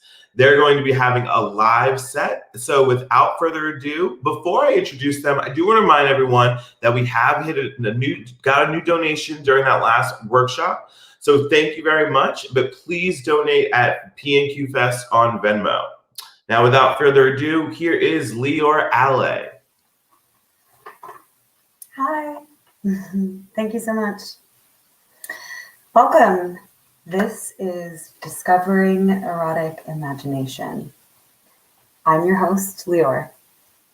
I'm used to doing these play shops, being able to see all of your beautiful faces and being able to hear where you're at in the exercises. So before we begin, I just want to let you know that if you need a little bit of extra time with anything that we're doing, try, if you can, to keep it within the time frame we're working with, and then come back and revisit it at another time so that you're really able to stay with us through the experience. Usually I can check in with everyone, so I'll do my best to do that energetically. Before we get started, I want to share a little bit about why I chose to share this with you. It's October, it's spooky season, it's all of the things that I love most. This is my favorite time of year.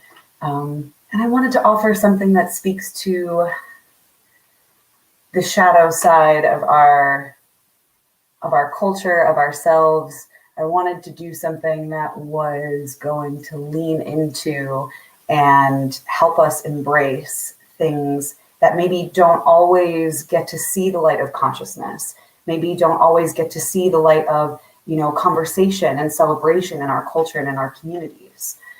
So what am I talking about? I'm talking about human sexuality. I'm talking about the ways in which we all endure shame and trauma around that subject. So I wanted to choose this because it is kind of a spooky, scary topic for a lot of people.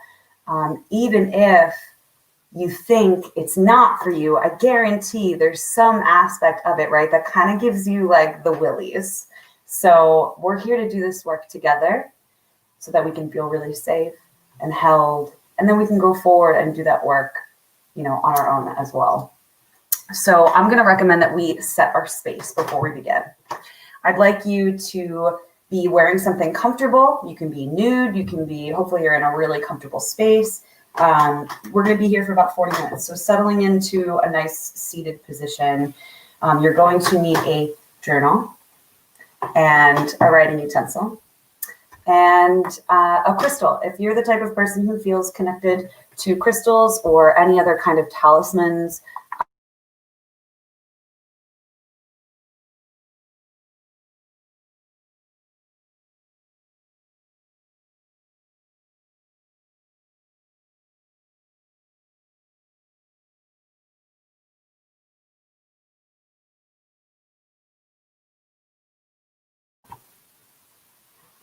oh no, was I muted? Oh gosh, I'm so sorry. I clicked the button and I don't know what happened. Starting over, because I don't know how many people can lip read. So my name is Lior. I'm used to doing these live, so please forgive me for any of the technical malfunctions. hopefully you can hear at this point going forward, right? Okay, just the last bit. Cool. All right, so we need journal. This is supplies for our exploration. Pen, pencil, a crystal buddy or something that makes you feel safe. It can be a stuffed animal. It can be anything that kind of consecrates the space for you. You can light some incense or candle, something that's just going to help you feel really present and here. We're going to go through a list of agreements now. We've set our space by getting the proper ingredients around us, right? We want a glass of water or something as well. And now we're going to set our intention. We're going to commit to creating an arena in which we're going to accomplish certain things, right? We don't necessarily know what they're going to look like. We just know what the process will look like. The outcome is almost irrelevant. What you end up writing down, don't worry about. Any way that it comes out is totally fine. We are process oriented in this play shop. It's really about the way that you feel moment to moment. So to really try to be tuned in to the body sensations that you're experiencing. Before we move on to those agreements, we're going to do a little arrival. We're going to come into our bodies and just get a baseline for what the sensations are like, so that when we take a pause in the exercises that we'll move through next, we have something to compare it to and kind of a way to like chart the journey. Okay? So go ahead and get settled in your seat. You can have your feet flat on the floor, cross-legged. Let your eyes flutter closed, or you can gaze really softly downward. Just checking in to what your body feels like right now. Noticing where your breath is. Don't try to change anything yet. Just observe. Is it wide? Is it narrow? Is it shallow or deep?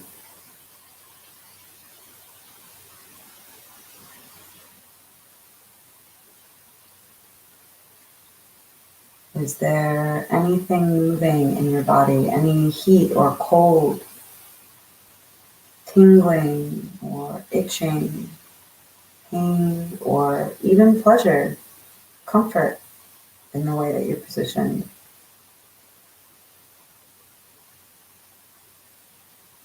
Just noticing how your body makes contact with the world. How you're existing today.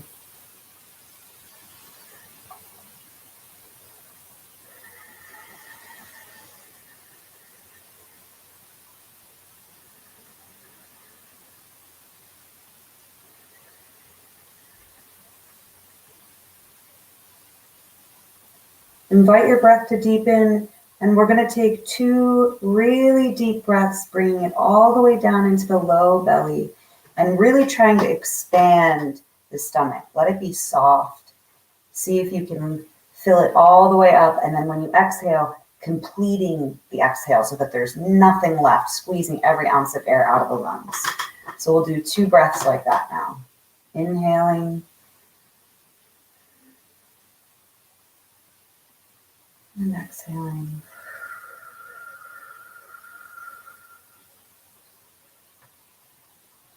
Inhaling through the nose.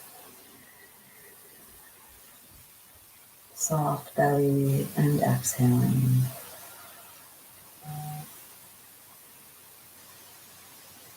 Wonderful. Begin to bring yourself back into the room. We're not judging anything that comes up in the body. All of the sensations that you experience are valid. All of the emotions that come up for you in this journey are real. And they all exist to communicate a message.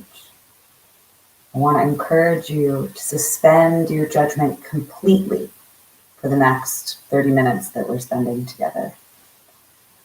Anything that your heart or your body or your spirit says or conjures Just hold space for it and get curious. If you feel angry at it or disgusted by it or any kind of emotion, meta emotion, right, about what you're feeling, try to get distance from that. Ask that you get some space so that you can really focus non-judgmentally on just collecting. Right now, the goal of this experience is for us to be a complete sponge. You're just kind of tickling the bottom of your subconscious, allowing things to float up to the surface. You may, continue to have insights, images, and different experiences or sensations come to you, in the coming days, later today. Just be prepared. This is going to be the kind of experience that we're going to want to revisit. Okay, you don't get everything the first dive, right? All right. So we're going to move on to our decrees, because something that is really important when we're doing work around healing our sexuality is to acknowledge the ancestral connection. Our sexuality is our roots.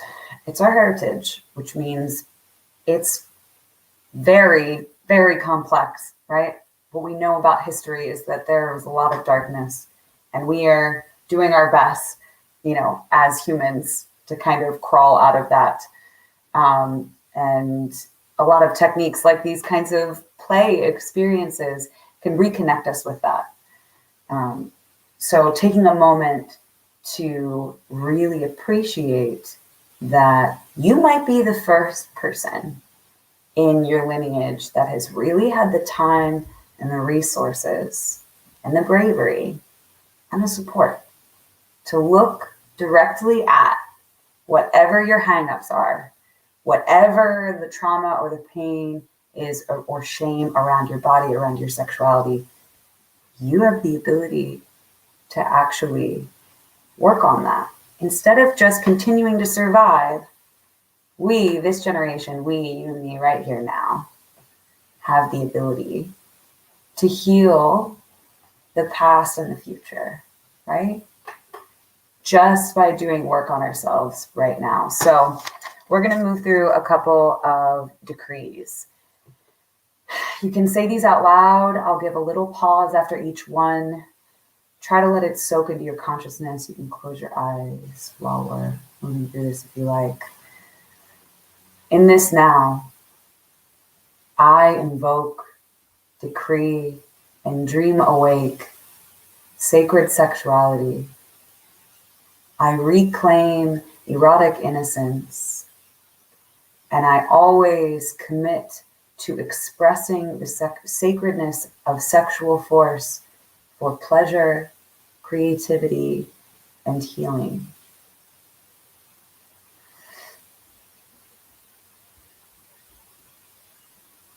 I invoke, decree, and dream awake world universal healing from all sexual woundedness and shame.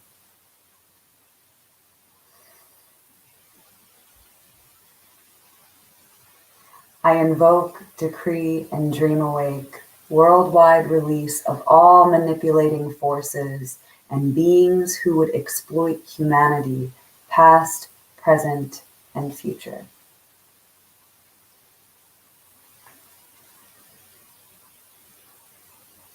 All aspects of my sexuality are welcome here. All aspects are valid.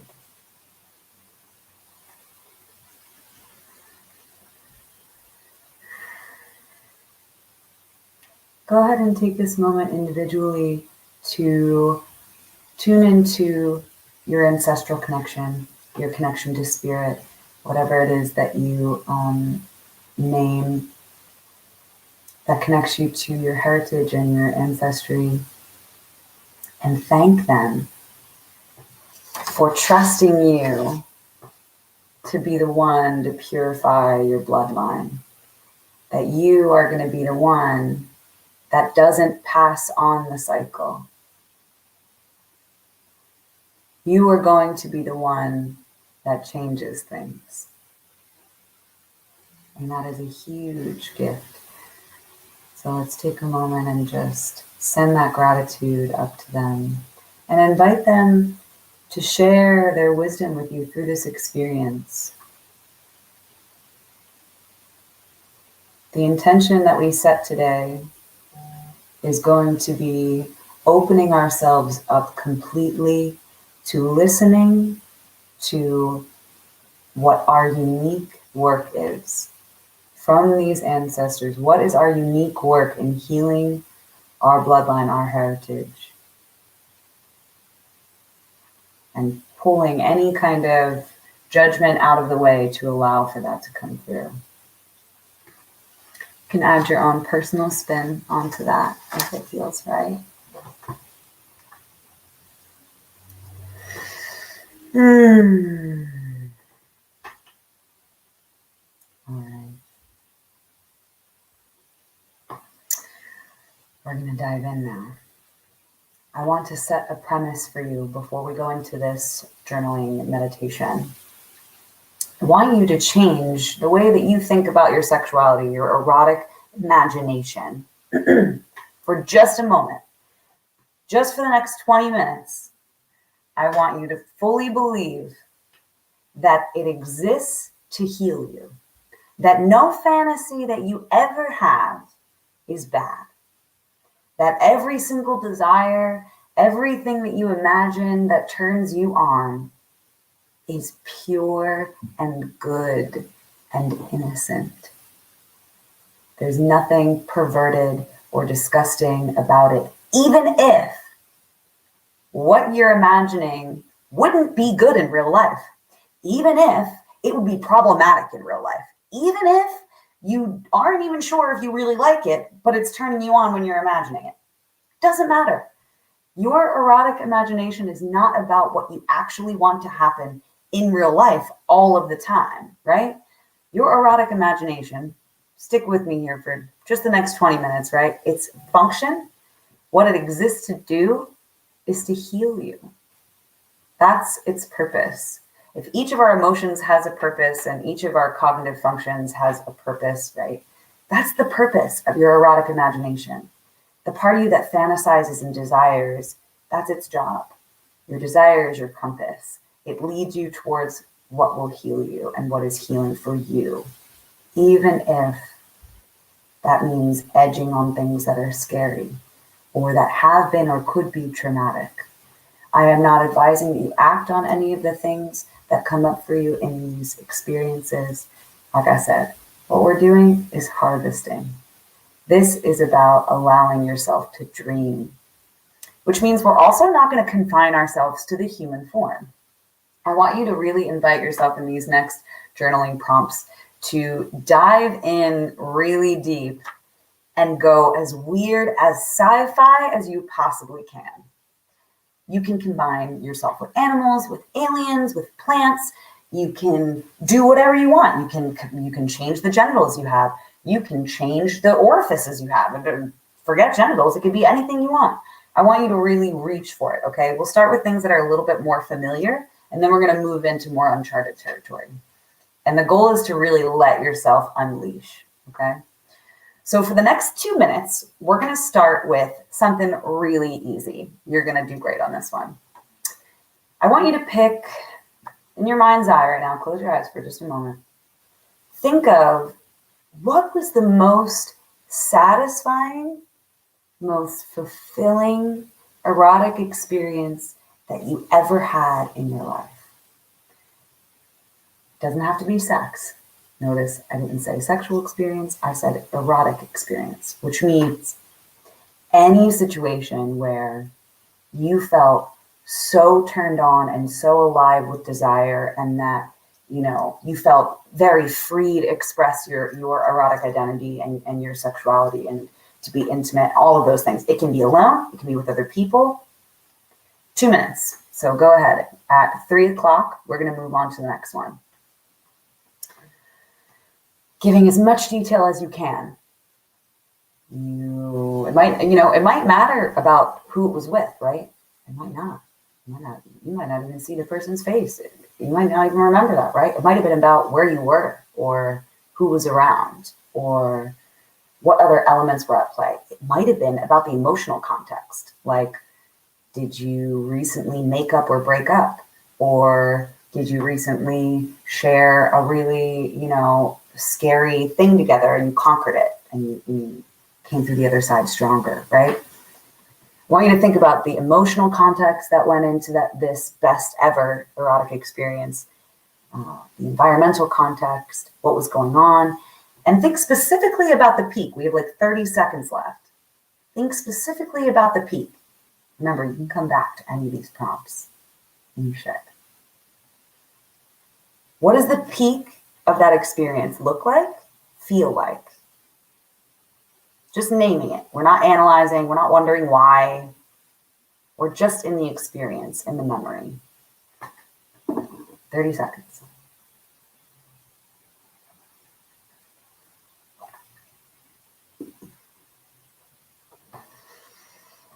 All right.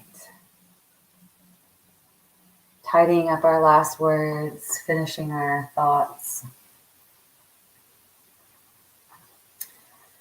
The next one is going to be a fantasy.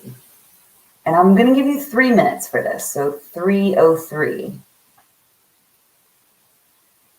I want you to pick a fantasy that's like been with you a long time. Okay?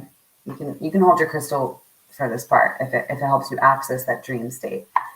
I'm thinking a fantasy that maybe it's the first fantasy you ever had, or maybe it's the one that comes up the most, or maybe it's the most reliable one. Like if you're with a partner and you're like, your body's not responding and you're like, come on, man, like, catch up here. Like what's the number one fantasy that's going to get you in the moment and back into feeling sexy and feeling connected?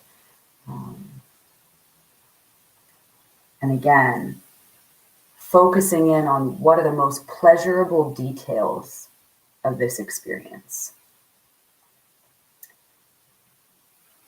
What does it taste like? What does it smell like? What does it sound like? Is there dialogue happening? Is it a whole scene? Allow it to kind of play out in the screen of your mind like a movie.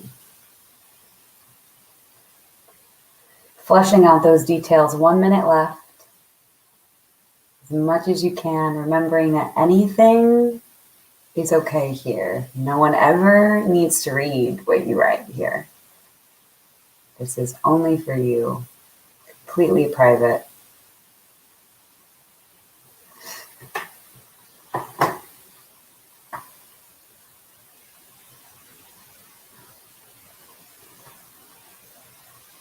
What makes it so exciting, this fantasy? Fixate on that for a moment. Add some detail around what do you think it is about this fantasy that makes it so exciting? What are the aspects? Try not to analyze. Try to be true to how you're experiencing it and the emotions that are coming through and the sensations.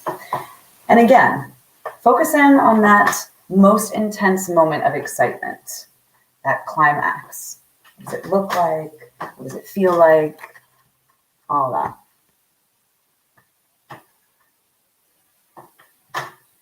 I'm also going to give you homework, so don't worry if you feel like you could write 8 pages on each one of these questions. I know. 30 seconds left. Finishing our thoughts. Closing our sentence. Preparing to move on to the next one.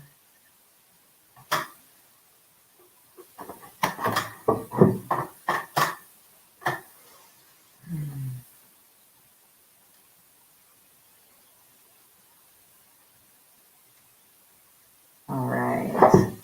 Next question is about kinks and fetishes.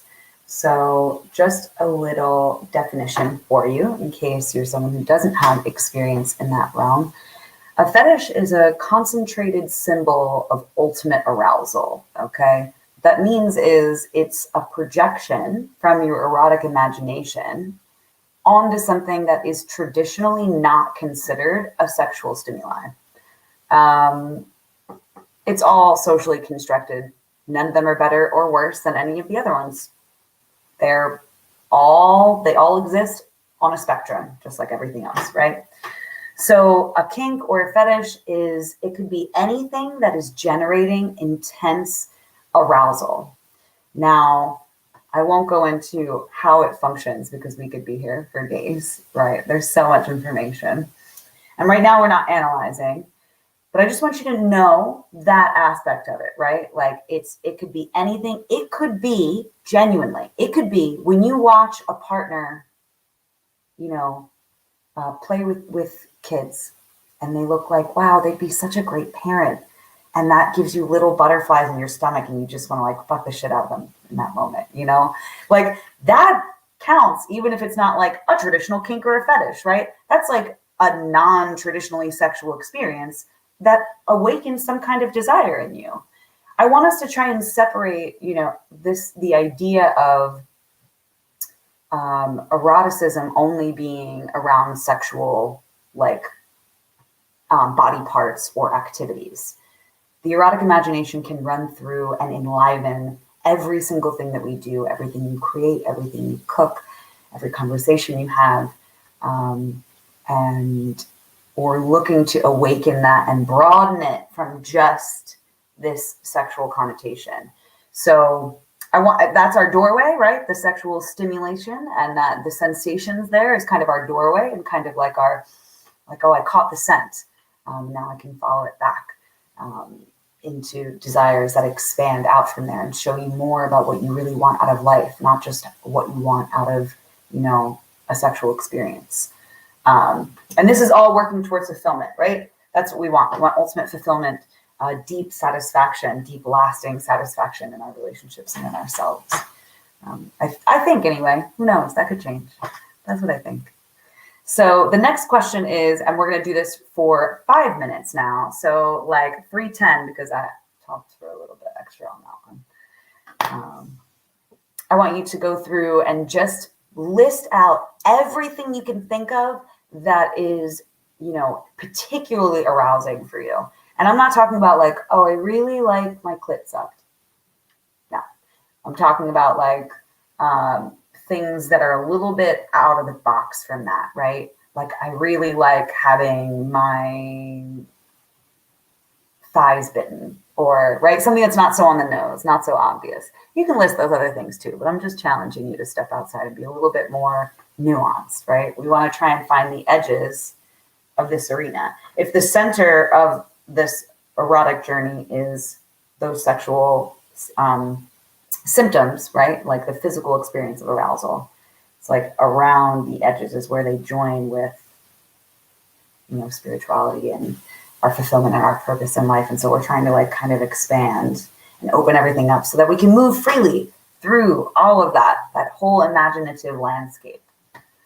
So again, going into really good detail, as much as you can stand it. Nothing is rejected. No idea that comes into your mind is rejected. Just write it all down.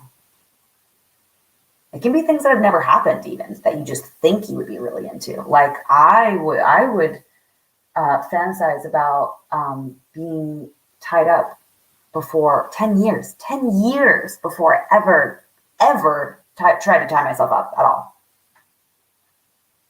I just was curious. It took me a while to get up to there, but it's not about how long it takes you to find things. It's about allowing yourself to be curious and explore. You have 2 minutes left. So diving into those, you can even flesh out some detail. Maybe the kink is actually context related. Maybe it's connected to a fantasy and it only exists in a particular fantasy. That's still a fetish, still a kink, right? Still counts. So allow that to come through. You have 1 minute left. And then we're going to revisit some of our earlier writing. Scary. Nobody likes editing. 30 seconds, tying up your thoughts.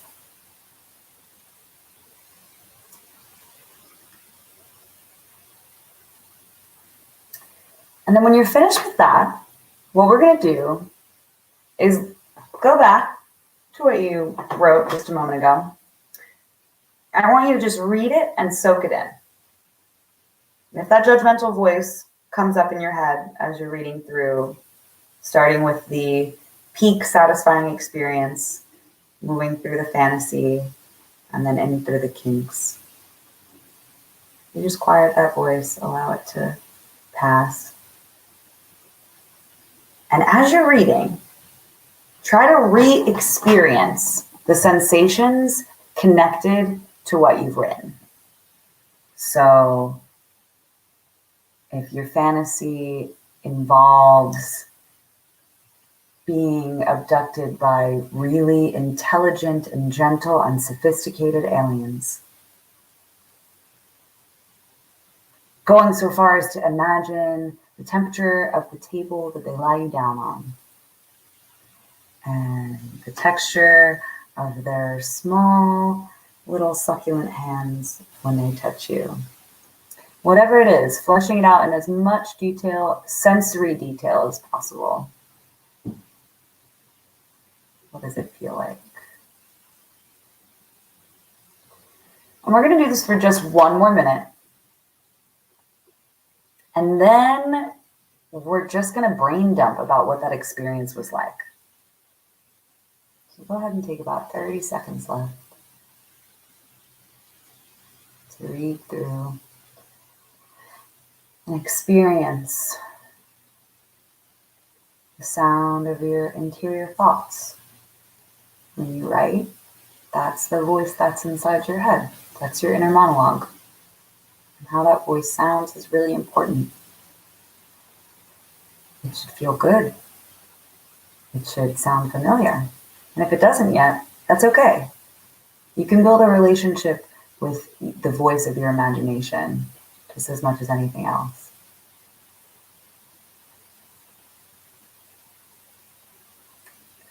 So just putting all your thoughts down about what was that experience like? Were there things that you felt resistant towards? Were there moments in the journaling where an aspect of the fantasy or an aspect of the experience challenged you, or was maybe difficult to admit to or own? And just notice and give space for that, and jot that down. And again, not judging, just observing. That was a little sticky, like, oh, We'll get curious about that later in your homework.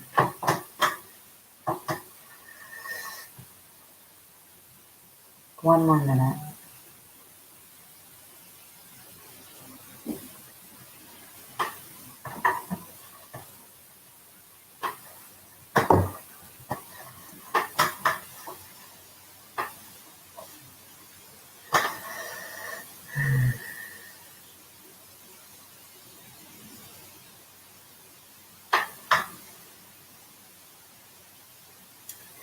All right. We're going to do one more journal prompt. And in this one, I want you to visualize first and write after. So go ahead, put your journal down and get a really comfortable seat. Relax. Let yourself be supported by a floor or a chair. And prepare to dive back in. I want you to revisit the idea of a peak experience and a fantasy. You have to pick one that's different than the ones that you've already picked, though. Or you can create one that's new by combining experiences, mixing a peak experience and a fantasy. Maybe a peak experience could have been, just that much more incredible if there was this element of fantasy to it, right? Imagination thrives on the element of the surreal.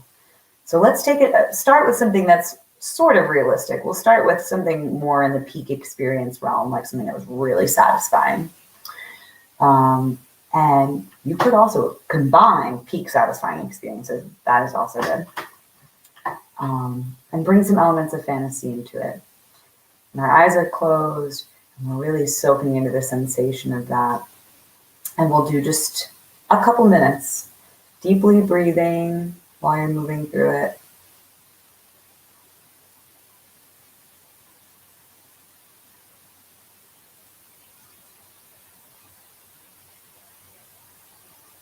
What's happening? What does the course of this experience look like? How's time moving even? How is it progressing? Maybe the entire experience is 30 seconds that you slowed down and did great detailed description of. Well, maybe it's a whole sequence or a whole lifetime, a whole relationship even. Allowing it to show up however it wants to. Being curious about how out there can I allow myself to be without shame. Maybe in this fantasy, you are a different person even. You can totally change the body in this peak fantasy, we'll call it. You could be in space even. You could be underwater. You could be anything. Allowing yourself to feel playful.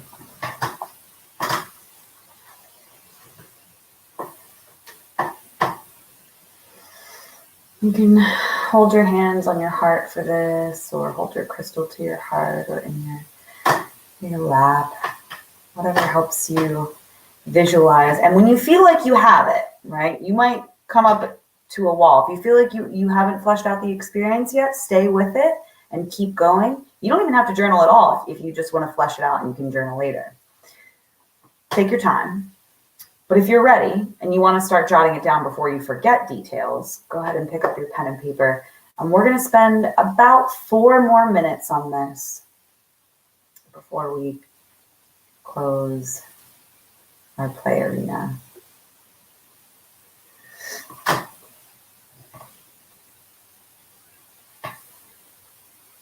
Allowing yourself to collect as many of those details as possible on paper.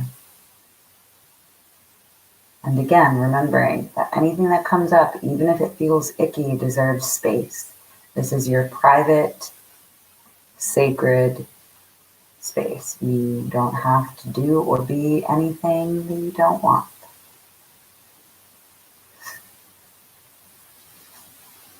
Three more minutes.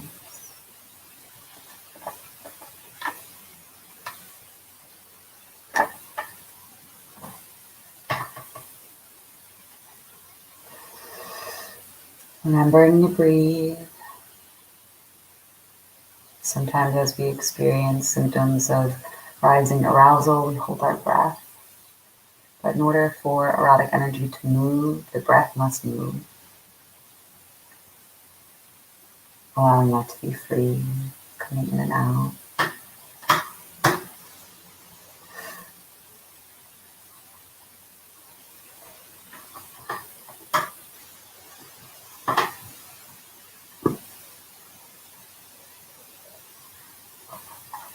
Maybe you can infuse some of those fetishes and those kinks into this imaginative scene. Now that we're 2 minutes away, hopefully you've collected as much information as you possibly can on this peak fantasy and fetish fulfillment. Then I want you to make a small shift. I want you to put your pen down and come back into the fantasy world, right? Hands on the heart. Go through the sequence again now, but this time I want you to imagine that the other people or beings or objects in this fantasy or experience are all you. And that all of the actions that you desired to take and desired to receive are also being given by you. So reimagine this scene from the perspective of you delivering the love that you deserve to yourself.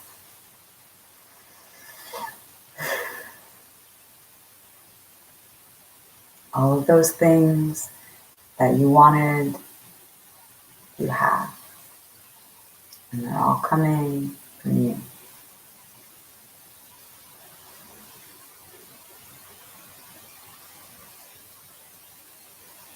Let this version of the experience soak into your body.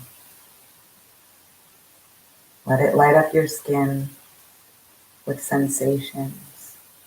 Follow them, map them. You will have time to write this down. Stay with the experience for just 1 minute longer, breathing deeply.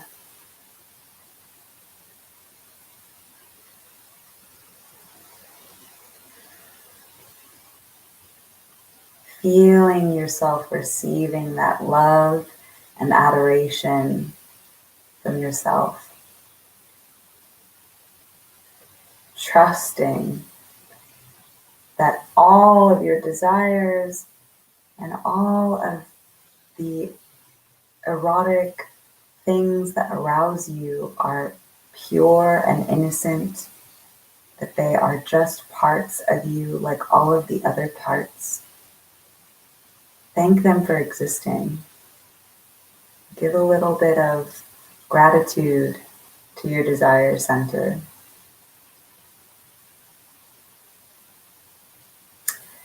All right. Slowly coming back into the room, you may begin journaling now about your experience. What changed for you when the fantasy was no longer between you and another, but between you and yourself? What were the things that felt most exciting about that? What were the things that felt scariest? Allowing all those emotions to exist without any judgment.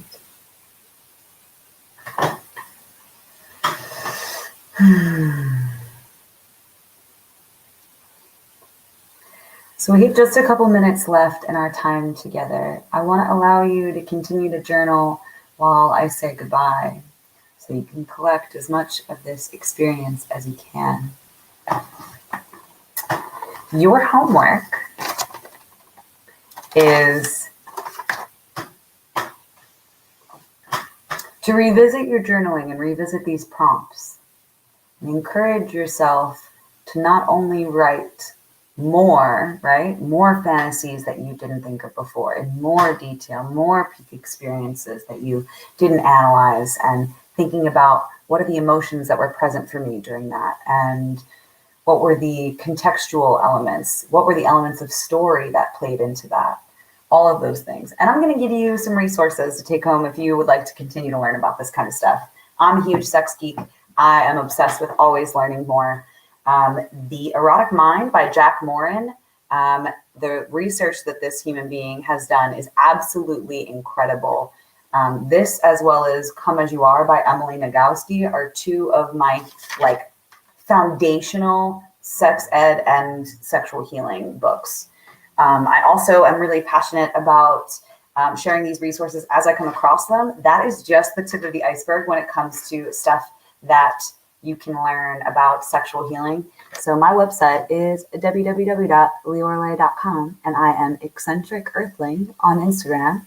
You can follow me there. You can also email me directly through the website. And on that website, I have a reading list filled with a ton of books that all relate to this subject, and also some that include erotic imagination, like great erotica recommendations, queer erotica, a lot of inclusive erotic poetry and stuff like that, that isn't all just about, monogamous pairings that are heteronormative.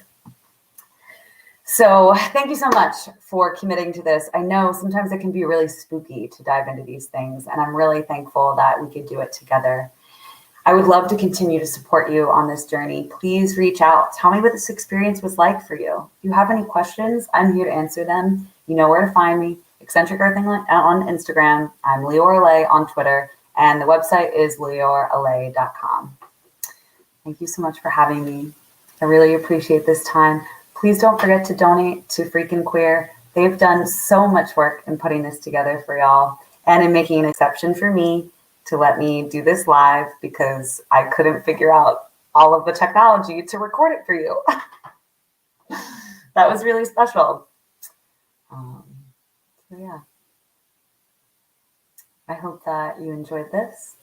I hope that your ancestors are feeling like they now have some permission to start broadening your awareness and experimenting with exploring more of these aspects of your identity. And just a reminder that this work can be triggering. It can be, big feelings can become overwhelming if we can't name them. So please take time to dance and sing and stretch and scream and cry and draw and do all of the things that, you know, allow us to express, paint, like play music, whatever, write more, read. All of these things help us to stay in contact with this subconscious, with this aspect of ourselves that we have a choice. We can either understand or it'll run our lives behind our backs and we won't understand why we make the choices we do, right? So I hope that this is invaluable for you. I think there has been a lot of sexual woundedness in this world, and there's a lot of work to do, a lot of fun work, if I do say so myself.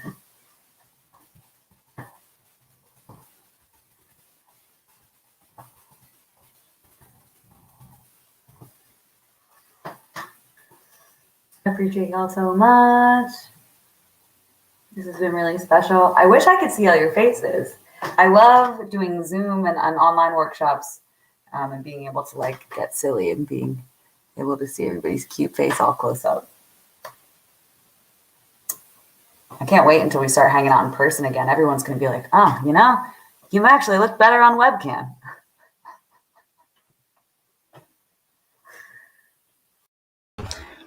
Wow, thank you so much, Leor. Man, that part at the end where they asked us to like imagine that we are every person, and that blew my mind.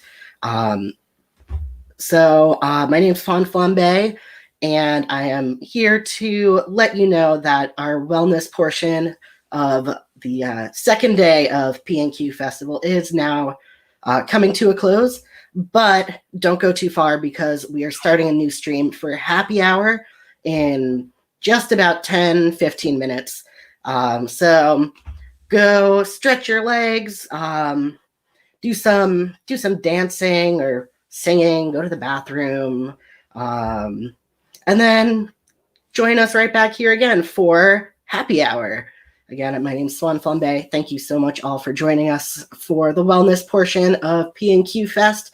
And if you love what you see, please donate to us at on Venmo at PNQ Fest. All of the donations will be going directly to everybody who helped make this festival possible. We'll see you soon for happy hour.